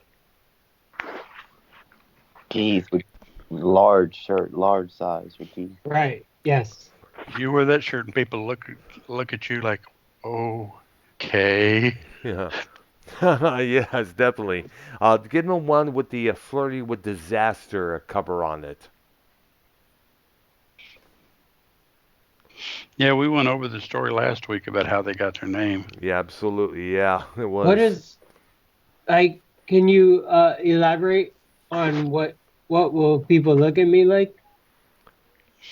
Torpedo man, right? Brown. Well, yeah, but yeah, well, they'll say it's definitely diverse. I mean, if you're going to wear a 50-cent chain with a Judas Priest shirt there right now, and if you're going to wear a do-rag while wearing a Molly Hatchet shirt, that's going to be kind of diverse when you think about it. But then again, Yeah, that's but I should get like a Buju Banton shirt. mm, He's the best Jamaican rapper ever. well, who cares? Dr. Brown only knows about Bob Marley, right? Yeah, I don't really know. I don't listen to reggae or Jamaican rap. Okay. Yeah, another shirt would be maybe one of the Blue Oyster Cult shirts. Oh, there Ooh. you go. Definitely get them that wire. Definitely. Blue Oyster Culture. Let's see.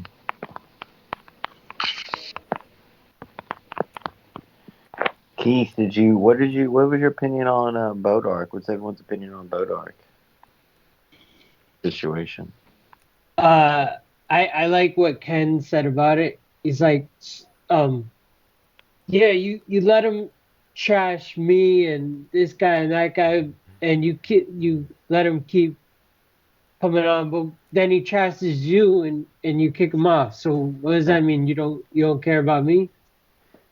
Ken said something like that. He's a good guy, so you can't really argue with what he said. Good. It's a good statement. Yep. Blue Oyster Cult will be at SeaWorld in San Antonio, August 1st. Concert. That's pretty good, Brown. Yeah. All Which right. is San Antonio SeaWorld, Blue Oyster Cult. Oh yeah, I would like to see them again. They were pretty good when I last saw them, which was at the Stars and Stripes Festival in Mount Clemens, Michigan. Really? Yeah, that was I guess around what was it? I think it was in 2007 when they had that there. Yeah, I saw them as part of a 9/11 thing where they Mm, got a whole bunch of people together, yeah. and each group did about 3 to 5 songs. Mm, But it had Blue Oyster Cult, REO Speedwagon, Grand Funk with Mark Farner. yeah. What? Yeah. I was trying to Wow. remember who else was in that concert, but it was a lot of fun. Well, except for the subject matter, but they were trying to do something for those people. Yeah, it was helping the families out there. Yeah. Well, I need to look that up someday and see who all was in it because there was 8 to 10 different groups, Yeah. one right after the other. I remember there was this one televised. Was it the one on televised on CBS TV back then? I could be. Because I remember saw the Who's performance during that broadcast. Yeah. Go ahead. I'm going to look this thing up on Wikipedia, see if Okay. it's there. All right. So any questions, Keith, about what we're discussing here? Nah. Nope. All right. About checking out that song "Dreams I'll Never See" or whatever, Yes. Yeah, by and Molly other Hatchet. music. Yeah, Molly Yeah, Hatchet. I Those Yeah, guess mo- I'll that's a check that out, but I'm not like I don't even want to learn about any more music, like at all. I'm done with music. Yeah, but there's a lot of music out there that's worth checking out, and Ark Yeah. here is helping me Although check all that stuff out, man. Okay. I kind of agree, there's not a bunch of new stuff out there worth listening to. I know some of the new. I think we all here on this call agree. Some of the new stuff there is just pretty pansy wansy compared to the stuff we grew up in. Uh, Holly, Molly, Who? um, Holly or he, Molly Molly? Hatchet. Molly oh, Molly Molly Hatch. Hatchet. Yes, Molly Molly Hatchet. Hatchet, yeah, Dream, Yeah, that's tribute band. a Go And ahead. that's a cover. cover tune. Yeah. Keith Bargain formed a band with Prince. Bargain.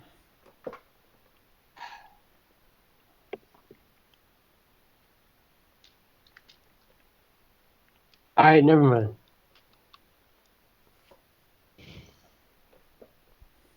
Hmm. I was reading what Wire sent again. Oh, jeez. What? What? Why are you giving Keith things to say once again? No, it's Simo. Hmm. Well, where is Simo? Oh, jeez.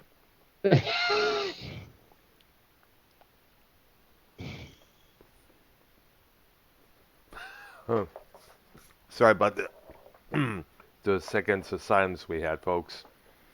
You seen Norlis is checking up on the band lineup for that concert, that Oh yeah, festival. I see there.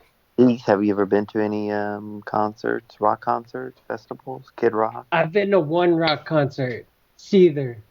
Mm. What made you go to there? Like, Seether used to be my favorite rock band, so I went to go see my favorite rock band. did you drive there? Yeah, it was a 15-minute drive from my house.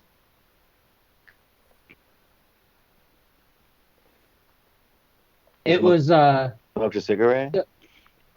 what? You smoked a black and mild? When you were No, there? no, I went with my mom, so I didn't. Mm. Yeah. It was the opening act was some alternative rock band that I never heard before. I didn't like them. Mm. And then after that was Seether, and then after that was Three Doors Down. Mm. But I didn't go for Three Doors Down. I went for Seether. Did you Good, watch the good, down? good decision. Don't do not like Three Doors Down. Where it all Yeah, go I, clear I when stayed I you stayed to play see Three Doors. ball. I What? Yeah. stayed to see Three Doors Down perform, Mm-hmm. but that wasn't why I bought the tickets. If I go crazy, they will still call me Superman. Never cared Remember, for that song. they were hot. They were a good group back Yeah, in but the thing is, yeah, for the 2000. mainstream crowd. Remember, I'm not a Keith, what was mainstream, but year was I'm that? not a mainstream guy. What year did Yeah. Keith go to that concert? That was it was like 2017. Mm. Oh, really? Oh. Yep. Three Doors Down. I wanted to see Seether because it was my favorite band, so I looked on the internet to see when they were coming here, and I saw they were coming here, and I bought the tickets. We're at the Coliseum. No, no, it was at this little amphitheater. It's like this small amphitheater outside. The Cynthia Woods. Yeah, great place, by the way. It was called the Pompano Beach Amphitheater. Um, was it like the Cynthia Woods Amphitheater here in Texas? I think so. Let me look that up. Did you have Because lawn? when I saw Iron Maiden there, it kind of reminded me of the former Pine Knob, now known as the DTE Yes. Energy Music Theater, and that's You in had Clawson, Michigan. Brown. You had Did you have a video on your channel at that concert? Yes, I recorded me meeting Derrick Riggs, the guy who did their artwork. I did a video, it had a video describing the pavilion center place I was in, and plus, I also filmed a little bit of them doing the Trooper. I uploaded all those on my channel. It's What? still up there, We definitely. Yeah, it's just like the Cynthia Woods Amphitheater. Ah, nice. Yeah. Yep. What do you, Doctor? Do you like Seether? No, not really. The only I didn't was never to me. See, there's one of those mopey type of bands.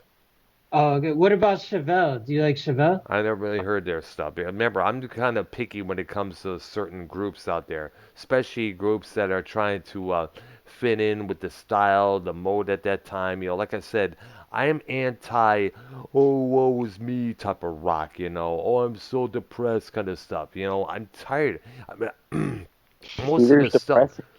I'm not into the depressing music. Let's put it that way. Okay. I'm into stuff that has an attitude like forge, no remorse, no fucks given, get in there, let's maul them all down, strike you Yeah. bitches down Motorhead. with my lightsaber. Yeah, Like Motorhead. Chevelle, they sound like Seether, but they're more rock. Seether's more pop. yeah, Chevelle's alternative. like, yeah, Do they have Yeah, guitar? Do they play guitars on stage on Seether? Keith? yes, yeah, they do. yeah. Like Seether's hard rock, and Who, Chevelle's hard rock. who's the singer on that band? I don't know. Let me look I it up. I know the singer from the Cedar was involved with Evanescence lady Amy Lee for a while, but I guess What? that relationship went down went crap because apparently he had this alcohol issue in which she wrote in return wrote the song called "Call Me When You're Sober." Call me when you're sober. Sean Morgan. I wanna test Now, you. when it comes to rock music, I don't listen to the lyrics. I What? just listen to what it sounds like. What are you Oh, listening to? What? yeah, I was gonna say, man. What are you listening to?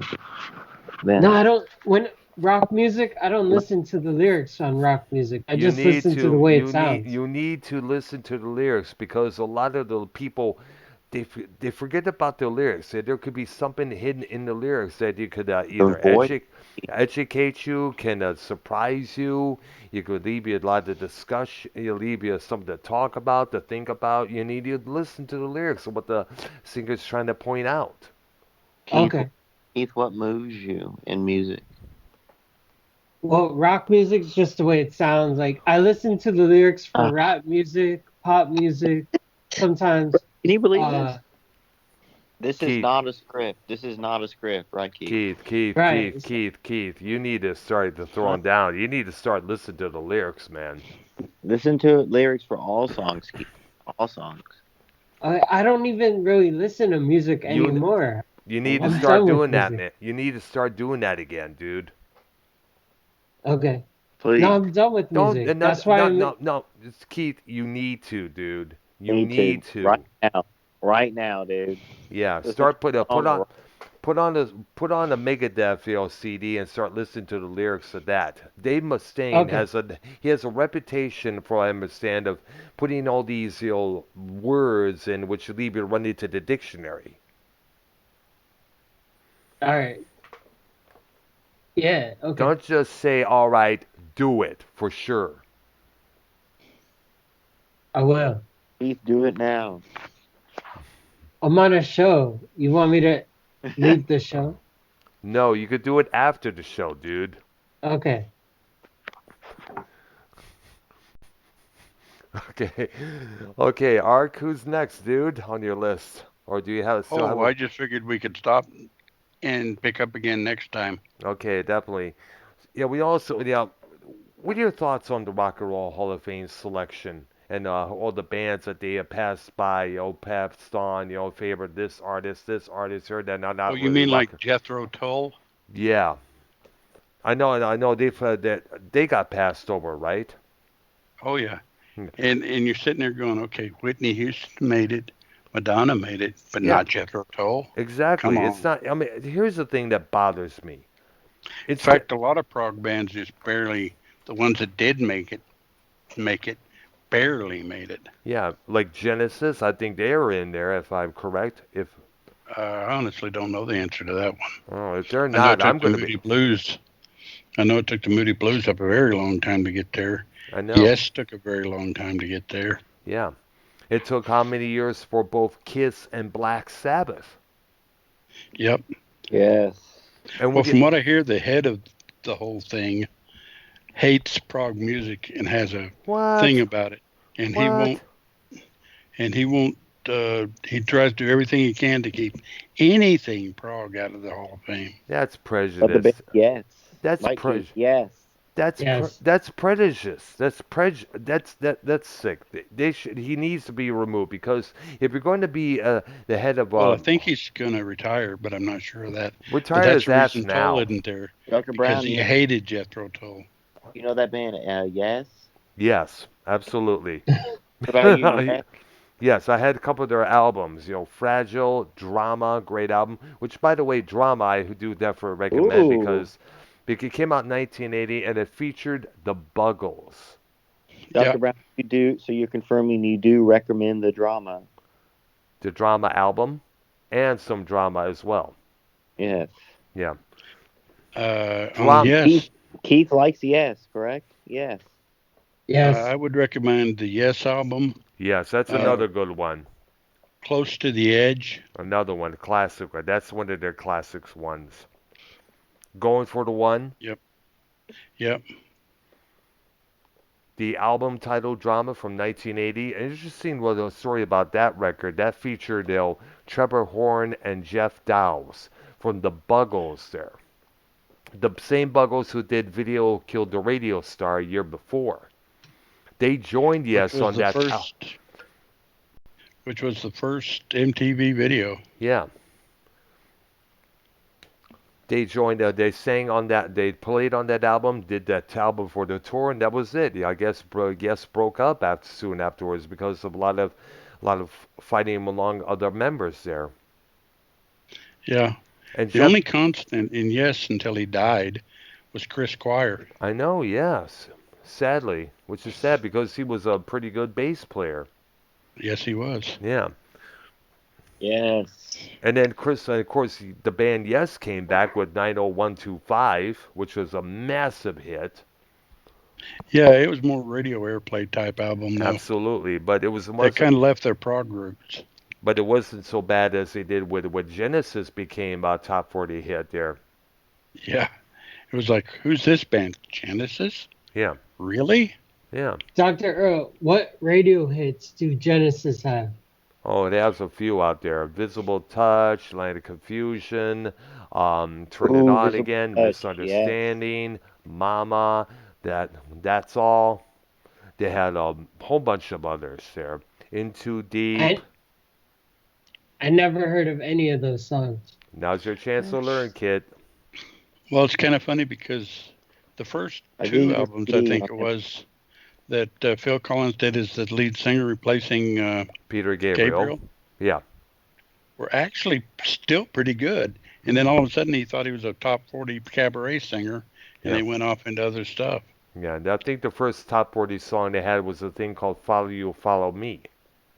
Yeah, but that was borderline, because that actually did. Because I know it's sometimes on the soft rock program that I mentioned, that song often gets played a few times. I like the song Take Me Home. That's Phil Collins solo. Yep. Yeah. And we got to do a list on him sometime soon. I have a list. Good. Want to do it now? We'll get to him. We'll do it later. Well, that's what I was figuring, is just do it later. Gotcha. Because I've got probably 15 or 20 more. Yeah, we got lots on him. Solo artist. Yeah. I'm not even getting into the groups yet. Oh, yeah. You know, the Eagles, 10cc. Yeah. Those people. Yeah. Yeah, we need to enlighten people about 10cc because people only know the song "I'm Not in Love" from them, which was a big hit. Oh, there's a lot of good songs. And that's all. Cream and Godly. Godly and Cream. They later became, two of their members later became video directors in the early MTV years. Yeah. But 10cc did a lot of pretty decent songs. And a lot of them were kind of lighthearted, you might say. Yeah. For lack of a better term. Mm-hmm. When you listen to some, you're gonna The say, things we now do for there's love. a group. Yeah. Now there's a group you need to listen to lyrics because they'll blow your mind in some Yeah. cases. They Is have Chris a Cornell death a conspiracy? Why are you asking that? Why are you told me to ask it? This is not about Chris Cornell. All right. conspiracy of what? He quit breathing. No, he ended his life, which was wrong. Right. Took the Kurt Cobain way. Yeah, which Yep. I consider the most cowardly way to go. Yeah. And it happened in our hometown of Detroit, Michigan. You don't think it was accidental overdose? I don't know. I do not know. But still, suicide in general is wrong. Yeah. Keith, tell the story when you almost committed suicide off the balcony. Remember? All Huh? right. Give me 5 minutes. I'm talking. No, I'm talking to them. Okay. Oh. Uh-oh. Oh, he's talking to someone. Well, I hope so. I'd hate to think he was talking to himself and came up with a female voice. Oh. In that case, we're all in Well, all trouble. right, give me like 5 minutes. Yeah, so back to 10cc and the songs they were doing. Yeah, and we'll get into them because I have a list for them. Oh yeah. One good example of their lighthearted approach, you might say, is off the top of my head, I can't. One of them's called "Life is a Minestrone." Mm-hmm. Lyrics are things like, "I'm hanging around the gardens of Babylon, had an eyeful of the tower in France," and I'm like, oh, that's pretty clever. Nice there. Yeah, that's true there. And we also got to give a shout out to the main one of the main album cover artists who did most of the album covers for some of these prog rock acts. Early Yeah, Genesis, 10cc, Led Zeppelin, Pink Floyd, a couple for Black Sabbath, Hypnosis. yeah.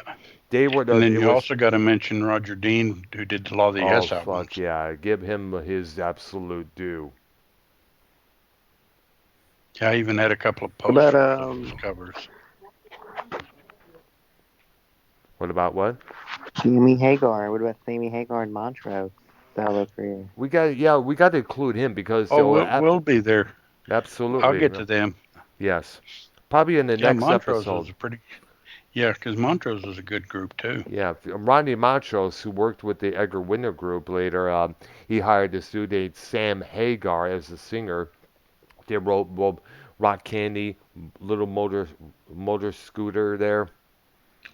Yeah, And then Sammy had to fall, and I guess he left the group and decided to become a solo artist. Years later on, he later became the singer for Van Halen. Van Halen. Yeah. Yeah, and he had some pretty good solo songs, which Oh we'll get yeah, to him because I got a absolutely, list man. for him. A lot of them. First song I heard from him was a tune called "Love or Money" from Yeah, 1980.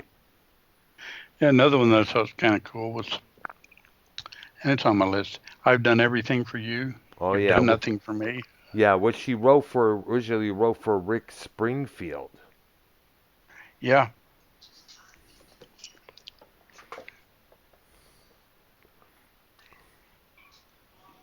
All right.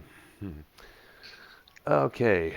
So do we have any more, or is that enough for this episode there? well, Well, for this me episode, and that's Keith, enough. Okay. Okay. me Should and I So Keith have tell a the couple. time I?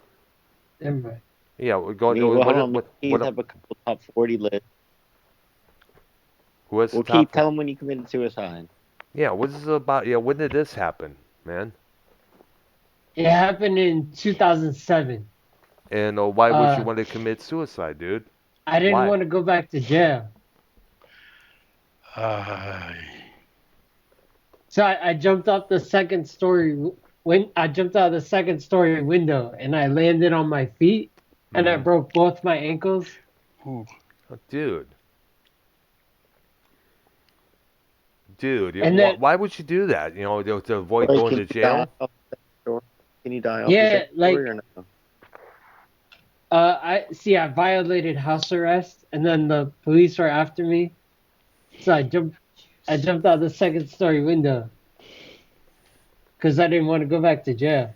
Hmm. Yeah, I can understand that, I suppose. Yeah, and then like so I was in the hospital for 3 months. I had surgery on my right ankle, Oh, dude. and now I have a metal bar in my right ankle. What? Uh, oh Hmm. yeah, and then I was in a wheelchair You have a for metal three Jake months. bar? You have a metal Jake bar? Yep. uh, and then I had a walker for 3 months, and then after that I could walk. Did you ever, Keith? Did you ever, after that, did you ever regret doing that? Because I know deep down you're like, what the fuck made me do that, man? Oh, look at all the shit I put myself into. Ah. Yeah, I regretted it, and like maybe like 3 or 4 years later, I realized that like God put like a certain thing in place that like He doesn't want you to commit suicide. So like 9 times out of 10 you're gonna fail. So Right. it's not even worth trying. Yeah. Where'd you get those statistics from? Hmm. Uh, Well, even if he made them up, I like them. Yeah. yep, I made it up. Hmm. I gotta think that that's probably pretty accurate anyway, because you Exactly. always hear about people that try something but But don't they make don't it or succeed whatever. and they Yeah, realize at the last minute how wrong it was. And then next thing you know, something good happens later on. yeah. Yep. Absolutely. I mean, when you think, I mean, why choose a permanent solution because of a situation that's temporarily? Yes. Think about That's that. good. Think about that. Yep. A friend of mine, on Facebook, his name was Norman. He was complaining about, he doesn't get to see his daughter. He hates his job. He has no one in his life. Blah blah. But I feel like in it at all. All of us were trying to convince him not to do anything rational or stupid, And next thing you know, he held on. He decided not to end his life, and next thing you know, he's found himself a beautiful lady. They're married now, and they're like everything's la di da. Yeah. So, like, when I was on the ledge, like, what I should, I mean, what I maybe, uh, I I did something else, but alternative of what I could have done is just gone on the ledge and just jump right away. But what really happened was I took like 6 triple C's, and then I went to the ledge, and the triple C's made me feel more relaxed. So it was like instead of just jumping right away, it took me like 40 minutes to jump because the I took like 6 triple C's. I was like, let me just take these before I die. And that made me feel more relaxed. So instead, I was like contemplating it for like 40 minutes. What are you saying? You were chilling up there? Yeah. That's what it sounds like. So we're like kind of spaced out in a way. Yep. Dude, well, one little question. Are you still doing those triple C's now? No. Good, Never again. good. Because at that one point when you was because you were like zoned out on that shit. They were like, you look like you were Yeah, fucking remember he used spaced to be out, on the dude. shows? He used to be on Metal Maniac saying like goofy stuff. I Yeah. never, yeah. Well, I Well, mean, all the goofy stuff I said, I think it was Wire giving me lines. What? what? What are you saying? Sounds like Every Wires Metal reading the Maniacs I was script. on, Wire gave me lines to say. That's what I remember being told. I remember it being mentioned. Yep. And which by the way, like I said earlier on this program, you're a much way better person when you speak your lines instead of somebody else's. I agree. Keith, speak here. Let's see what you got, Keith. Go ahead. Well, I have nothing to say right now. Oh,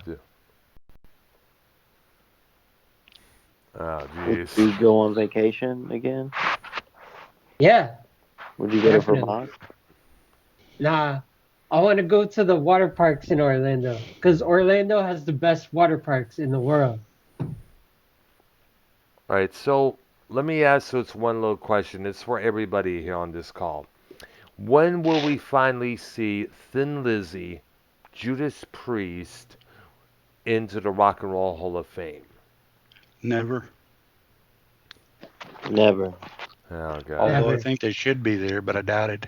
I don't know, because you know what? I have to say this once and for all. It should be the mainstream Music Hall of Fame. Because when you think about it, all the artists that are in there are more connected to the mainstream, whether it's Whitney Houston or Madonna. Yeah. There are others Maybe it should like be that. the Superstar Hall of Fame. Boy, I could stock that thing. Yeah, that's true there, because a lot of them are all superstars when you think about it. Yes. Means to people that we know like the back of our hands and such here and there. Right. Yeah, I know a few people I'd put there because, well, like I said, prog is my first love. I really like prog music, Yeah. and What I do would you have a. I think would if I would love to see King Crimson get into the Rock and Roll Hall of Fame, but That will sadly, never happen. I know, sadly, because that there group needs we got to do a spotlight on those guys and Yeah, all the various lineups that band has had, all the members that was involved in there. they're gonna put Keith, Eminem in there. Keith, look up the first artist inducted in the first Hall of Fame ceremony. Can you look that All up? right. I think it'll probably be I guess one of them would be the Beatles. no, I think they came later. Oh wow, I'm surprised. I think I don't know that. Because I think one of the first things that they would abduct would be the Beatles because that was the one that was the main group that really got all of us going again, Yeah, especially after the JFK assassination a year prior. Buddy Holly, Chuck Berry, Elvis Presley, Fats Domino, James Brown, Jerry Lee Lewis, Little Richard, Ray Charles, Sam Cooke, and the Everly Brothers. Oh, I have no argument with those guys. that's That's true. that's a pretty Right. good group. Yeah, they were a good lineup there because they were like pioneers. You know, when you think about it, every Everly Brothers. Everly Brothers, Phil and Don. Is the Foo Fighters pioneers? Hmm. No. Nope, not No. really. Foo Fighters, ca- Foo Fighters came from another band when you think about it. There, I think, like I said, the Rock and Roll Hall of Fame is more mainstream than it is, since bands like Foo Fighters are more mainstream now. Rather Styx, who should be in there just as well, but sadly, as you all know,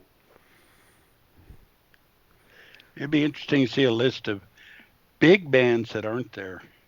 yeah, no. When you think about it, which is sad, very sad. Which is why when I don't really pay attention to Rock and Roll Hall of Fame because to me it's just a big whack ass. Yeah, It's just sad, that all these great groups that we acknowledge, we loved, are not getting inducted. I mean, like I mentioned, look how many years it took Kiss to finally get in there, let alone Black Sabbath.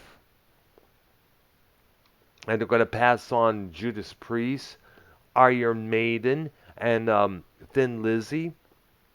Thin Lizzy, who wrote some interesting damn songs when Phil Lynott was still alive and with him.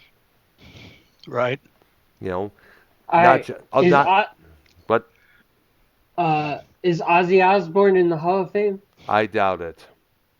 As a Okay, member of Black Sabbath, I think. Yes, he was. Yeah. Go ahead. uh here's the top 7 Hold artists on. overlooked by the Hall of Fame. When Sabbath was inducted, was Dio inducted too with him? I don't know. I'm thinking they were about. I think they were talk. That's a good question because remember he deserves a lot of credit, because he sang with them for those the three studio albums and one live album that they did. Yeah. Heaven and Okay, Hell, at Mob the top, Rules, and the He, at the Dehumanizer. top, hang on, he has a list for us. Okay. yeah, at the top 11 bands or artists that have are not in the Hall of Fame. Hmm. Ozzy Osbourne, Soundgarden, Warren Zevon, Dave Matthews Band, Motorhead, Mott the Hopple, Joe Cooker, You mean no, Mata Hoople and Oh, Joe Hooker. Cocker. Right. yeah, Mott the Hopple, Joe Cocker, Joy Davison, Joy Judas, Division. Joy Division, Yes. Judas Priest, Kate Bush, Ooh, King Crimson. I know. Bush. And I Bush is believe in Jethro there? Tull should be there. Yeah, absolutely. Yeah. I mean, I mean, when you think about it, no other band out there would make the flute rock and roll. Nope. I mean, Ray Thomas played one in Moody Blues, but Absolutely, but not on every track there. and not as basically the lead guitar. Absolutely there.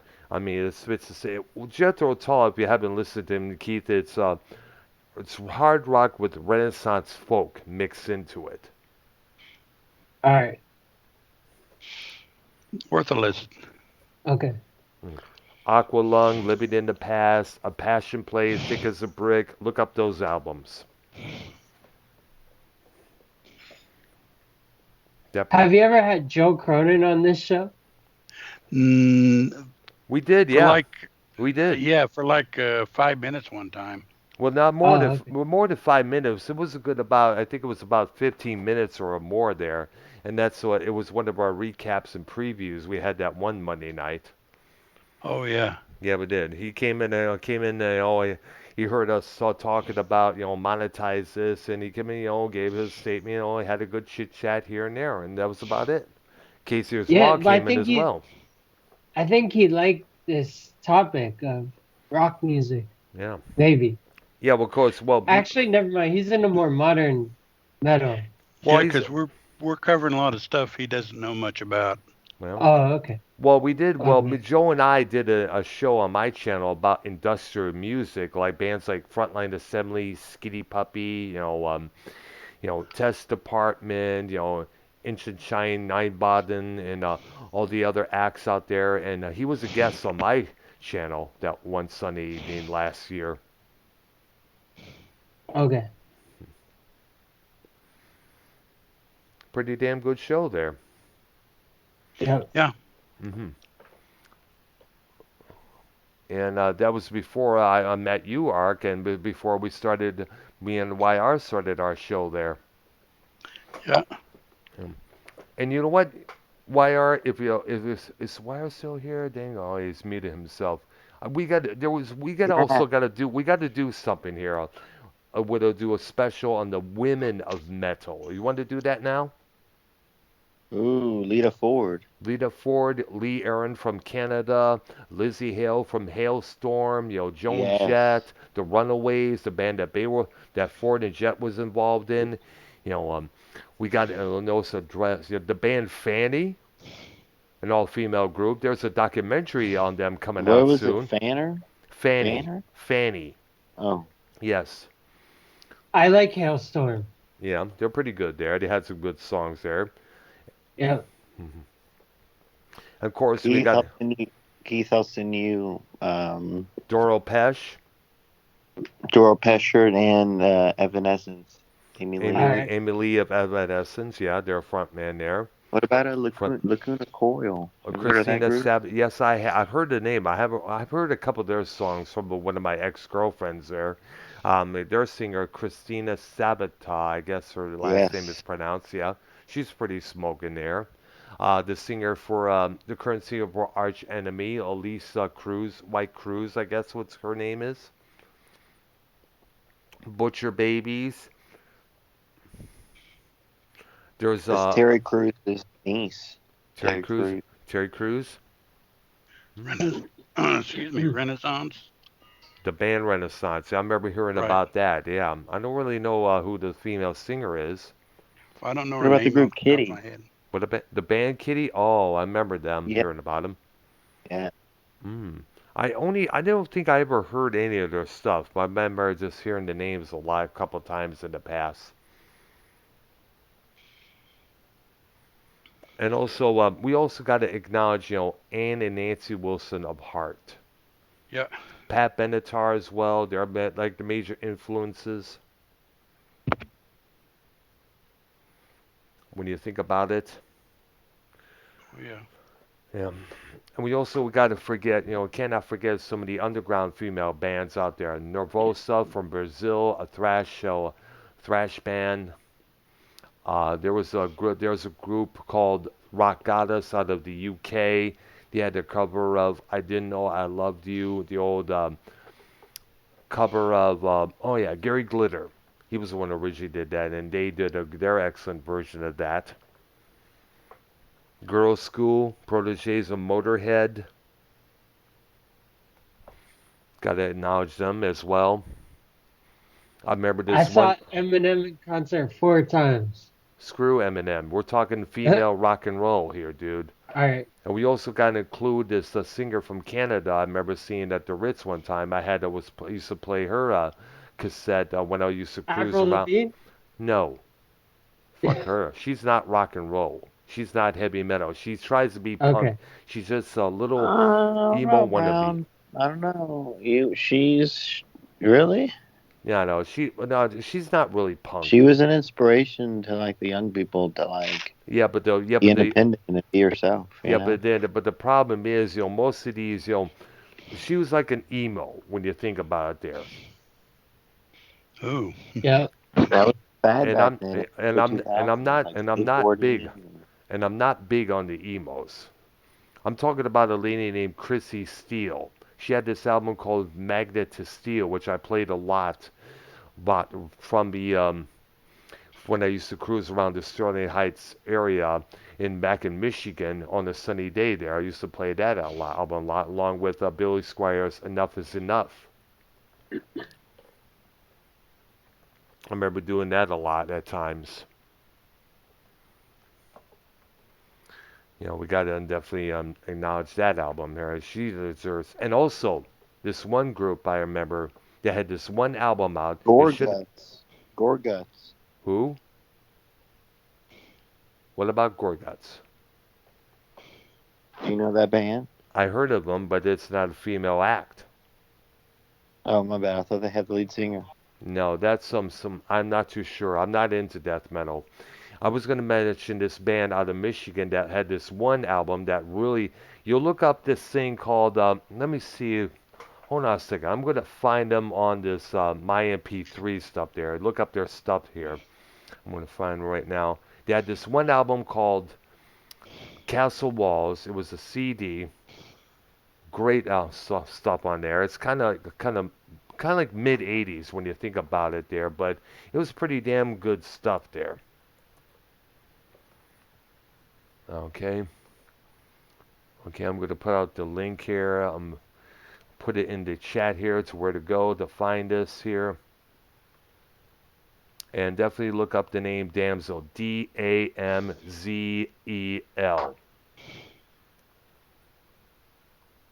They have a lot of good stuff from that album. I highly recommend it. Pretty good stuff there. Type in. There you go. Demanzel. Damsel, yes. Yep, it's pretty good stuff there. I highly recommend it. No, better yet, let me put in Castle Walls. That was the name of the album there. Can I do a quick sidebar? Of what? Okay, Democrats want us to wear the mask forever, and Republicans want us to stop wearing masks. No surprise. They've been talking about that for a while now. Keith, what's sidebar? I just said it. No, what is it? It's like off-topic statement. something on the side, Right. which is no surprise. We've been hearing all the Where did you Republicans, hear all the that from, Goody? The sidebar thing. You, you Thank you. liar. Thank you. Yeah. and I'm not surprised Yeah, I at all. just saw a story popped up on my phone about Republicans are angry at Nancy Pelosi because Nancy Pelosi wants everyone to wear masks. Well, Nancy needs to wear one over her ugly face, Yeah, because that woman that makes Medusa Gorgon look like a sex symbol. Mm. Can't stand her.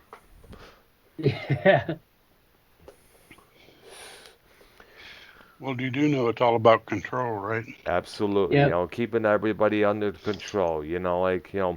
For instance, now here's the thing at our workplace, and I mentioned this. Since we You got still wear your vaccinated, mask?